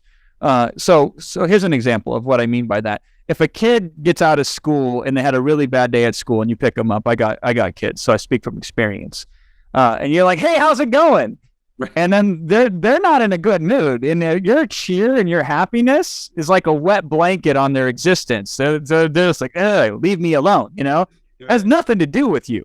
But they're not in a good mindset and they're going to meet you that way. So if you have your audience in a mindset that is hyper resistant to growth or something where they're overwhelmed or frazzled, they bring that into the webinar, and that it will be hard to sell that person, even if it's the perfect person for the product and it's the perfect fit. So what you do pre-webinar, if they register, say 2 or 3 or whenever they register 4 days out for the webinar, is as much as possible, you try to frame communication to put them in the most favorable mindset to be open to investing in a program if it's a right fit for them. And so I was explaining to him what kind of content that could be. And it's mostly stories based on things that you yourself have done in the past that are similar to where they're at right now. So if you're selling to a market and you're selling a priced product that's higher than what they're used to buying, you should probably tell a story in advance of a period of time in your life when you bought a product that was significantly more expensive categorically than anything you've ever bought before in your life, and what made you decide to do that. And that puts somebody in a state of mind of growth, and the potential of growth in the face of adversity versus just ignoring the fact that there's adversity in their life. And I'm explaining to him this, and he was really excited about this and the ideas of how he could go and apply this. But now think of this as a business model. If you were the copywriter who only did indoctrination sequences and nothing more, you would fill up your demand for your services very quickly. And before you did that, if all you did was go out there and research every indoctrination sequence for every big webinar going on right now and publish the findings. These are the types of emails that are being sent out. This is the structure of those emails. This is the different techniques that are being used. And this is why it's so powerful based on the world's experts. So you don't even have to pretend you came to this conclusion. You can say the foremost figure and authority on webinars, Mr. Jason Fladlien, once said on a podcast the following, ... right? Now you're borrowing the credibility, you're borrowing the proof, and you're doing the research. And so it's like your only limitation for getting rich in this business is the limitation you put on your creativity and your imagination. What's your story? Like, how'd you get into this? I always had the desire, always had the itch to be an entrepreneur. First business, 5 years old, selling hand-drawn pictures, door to door, knocking on doors in my neighborhood, trying to sell them for a penny each. I made 5 cents that night, but my dad supplied all of the paper. So it was 100% profit, Jeff. That's a good deal. And I went to, I was very involved in my church growing up. And if you understand my personality, it makes sense that I would want to be on stage in front of people talking about philosophical ideas. And so in my context, being a pastor made a lot of sense. But deep down, I knew I was doing that out of guilt and not out of desire. And I really wanted to create businesses. And so I started a side hustle from my college dorm room while I was in ministry school, doing affiliate marketing and search engine optimization and email marketing and pay-per-click advertising and just learning that game. I started that thinking that, okay, I'm going to make $30,000 a year as a pastor. So I've got to at least double that with a side hustle. Yeah. Right. And all that did, of course, was kick up all that desire to be an entrepreneur and to grow and to expand, which continues the more success that you have. And so when I did not go the pastoral route, I went full-time entrepreneur. I had my freak out in my mid-20s, the quarter life crisis, like, okay, I know how to sell things on the internet, but what am I doing with my life? And I ended up putting everything that I own into my Kia Sportage, drove down to Austin, Texas in pursuit of a new life. And I've never left. And it was there that I discovered that my skill set of affiliate marketing, search engine optimization, email marketing applied really well to what we might call, Jeff, real businesses. Yeah. So when applied to a real business, it's new and it's fresh and it works.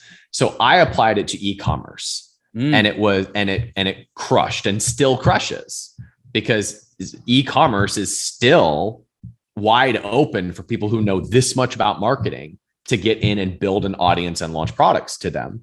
And that was my first $1 million business. So I ran these numbers. I had my first product got to 25 sales a day and I was selling it for about $30. And I was like, okay, so if I have 4 of these that are doing 25 sales a day, that's 100 sales a day at $30. That's $3,000 a day. That's $90,000 a month. And that's just over $1 million a year. Yeah. Oh my goodness. Like I saw the path, right? I had never had $1 million business before. And that was the 4-minute mile for me. That was the threshold that I wanted.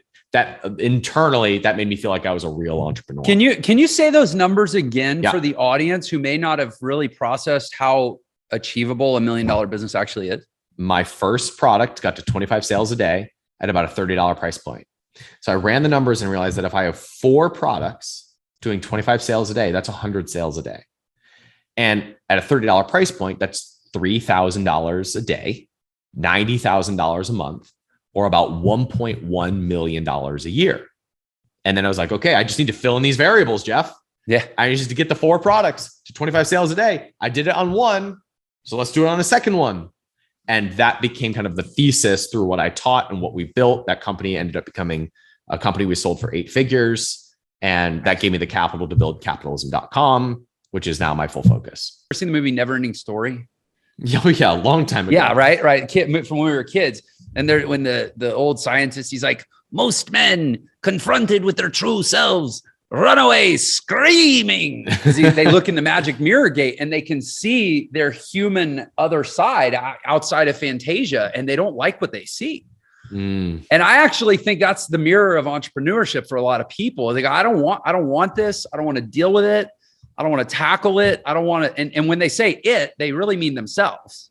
What is the difference in the people that will stare into that mirror and even walk through it versus the people that run away screaming? And so for you, I'm curious, going back to whether it was your affiliate marketer days or your college dorm days, like whenever you started to realize what an existential challenge entrepreneurship really is, what drew you towards it instead of pushing you away from it?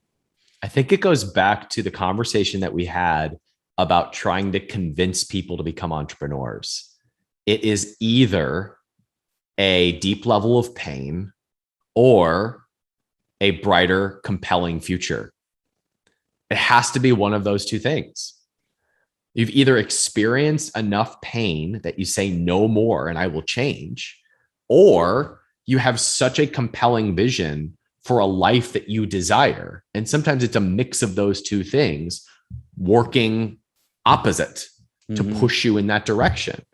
And this is why I don't try to persuade other people, because if they don't have a more compelling future, then they're probably going to fail as an entrepreneur.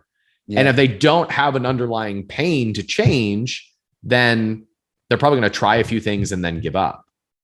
And so for me, it was a mix of those two things, of a desire for a much greater level of life, a much greater level of service, and a deep fear that that my life would go without that. And that is, I think that's how we're wired to change in every area of life. If you want to change your fitness, you've got to have one of two things. Yeah. You need to have a deep dissatisfaction with where you are, or a much brighter, compelling future for where you're going to go.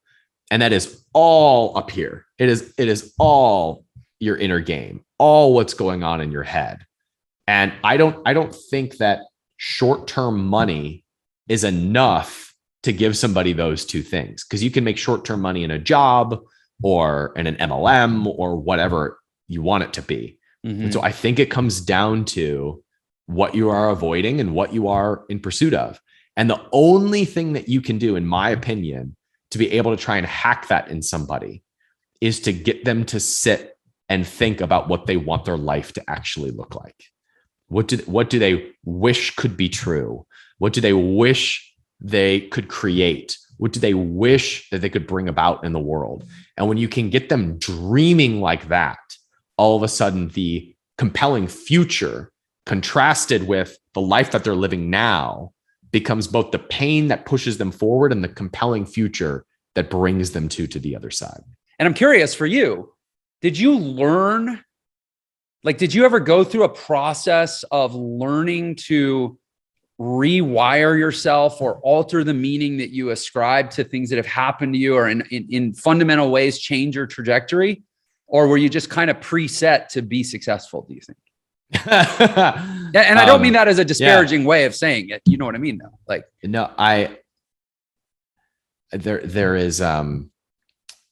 there's a saying that I have heard where if you don't deal with your own internal demons or your own internal stuff, don't worry, they'll get bigger. If you don't deal with them now, don't worry, they'll come up later, and then you'll deal with them later. Like when they become big enough for you to deal with, then you will deal with them. And yes, I have gone through long periods of cutting up the weeds and digging them up. And I wish, Jeff, there was a point in which the weeds just didn't grow anymore. Yeah. But we go through life and we pick up more stuff, and it activates other stuff, and that makes it bigger for us to pull out those weeds. And so that idea of, as you grow, new stuff comes up. I think it's a constant, never-ending process of you pulling out the weeds and dealing with them. I hope that even Jeff Bezos has things he's working through, right? And like, I know Elon Musk is, and we're like, that's the game we're playing. Like the game that we're actually playing is creating higher levels of freedom, not just financially, but how that allows us to free up more creative capacity within ourselves, how that allows us to create more mental freedom to move forward. That is the actual game that we are playing. And then you have kids, and they expose all kinds of stuff that's in you that you didn't know was in there. And so as we go through life, we're just picking up more that brings up. There's a therapist named Peter Crone who says life has a way of showing you where you are not free. And so we go through these experiences, and we find reflected back to us the areas where we are not free. And those are the areas that we work through, and it creates a different level of freedom that gives us a bigger platform from which we grow and find that next level of where we aren't free. Yeah. And the human evolution is in pursuit of greater and greater levels of freedom, which is a beautiful thing, but it is never ending work. So what is do you have specific things in your life that you would refer to as either, call it like preventative maintenance, right? Like the weeding of the garden, and or also the proactive improvement, more of like the gardening of the garden. Like, what are your processes for that you do on a continuous basis? I go to therapy. I've gone down the psychedelic rabbit holes. I'm so not in that mode of life right now, but I've gone, I yelled cannonball into that pool. Right. But I have it's big in Austin. If you get back into it, it's all around you. Yes, I could step outside and go to the planet Zarkon, if you will. But I have found no better process for continual maintenance than Brooke Castillo's model. And Brooke Castillo's model is CTFAR. We have circumstances in our life, and then we have our thoughts about them. Our thoughts create our feelings drive our actions, and our actions drive our results. And so we can sort of look at any area of our life and plot it out into that model and then explore what's going on. So if I had a frustrating day at work, okay, how am I feeling? I'm feeling frustrated. What are my thoughts that are creating that frustration? It shouldn't be like this. Okay, what was the circumstance in which I reacted in that way? How is that driving my actions, and what results am I getting out of this? So where can I intercept into this? Where can I intercept this model? Change a thought, change a feeling, change an action, change one of those things. And I can sort of intercept the mental banter that's going on that has me feeling frustrated or lack mentality. And I found that to be the most effective maintenance play for me. Did you go through any kind of boot camp or long transformational period of practicing this? Because it sounds so good on the surface, but it's really damn hard to do well. I think it's practice, Jeff. I mean, can you remember those early phases when you were going through therapy, how resistant you were to your own negative thoughts? No, that's not in me. That's in that person. That person is making me feel that way. Oh yeah. Everything's everybody else's. Exactly. That's how we all start. That's how we all start. I think you have to go through that clunky period. I wish that there was a way around that. And some people will say that psychedelics are that. And thankfully there is plenty of research and phase 3 trials of psychedelic use in proper settings, proper therapeutic settings. And those can be, when well guided, they can be a bit of a cheat code. Right? They can open up a lot and show you what you have to deal with. But I don't think anybody gets the fast track to self-awareness. Yeah. I think self-awareness is the response to you hitting a certain level and not wanting to experience that pain anymore. Like, I think it is how we say, okay, this is how my brain created this life. And therefore I need to change things. There is one book that is very good at exposing some of this. It's called The Last Word on Power. And Brooke Castillo turned me on to this book. And it is based from an entrepreneurial perspective, I think brings out a lot of what we are talking about in sort of a structured way. And The Last Word on Power will basically argue that every success-driven person has a playbook that they're running around in their brain. She calls it the winning strategy. And the winning strategy is how we got to where we are. But once we're there, we don't want to give up the winning strategy. And so we tend to stay on a hamster wheel of being stuck in the same place over and over again. And we have to expose that and let it go and chart a new chapter, chart a new winning strategy and a new direction to go, which is really freaking scary when you haven't done that before. It requires letting go of this defensive person that we created to get to this point. And so that in an entrepreneurial context, find that to be very interesting. And combined with Brooke Castillo's work, that's my cheat code, if you will. That's my boot camp, Jeff. Yeah. I mean, it's like the ultimate, what got you here won't get you there. Exactly. But it's like in here. Yes. And it's like what built you this won't build you that. So if you loved that episode, then you're definitely going to love this one. Check it out. Are you willing to create slow evidence that it might possibly be true? I had zero evidence that I could become one of the best marketing coaches. Zero evidence, zero. But I'm like, am I willing to create and have slow evidence? And I'm going to say messy imperfection is really the way to go.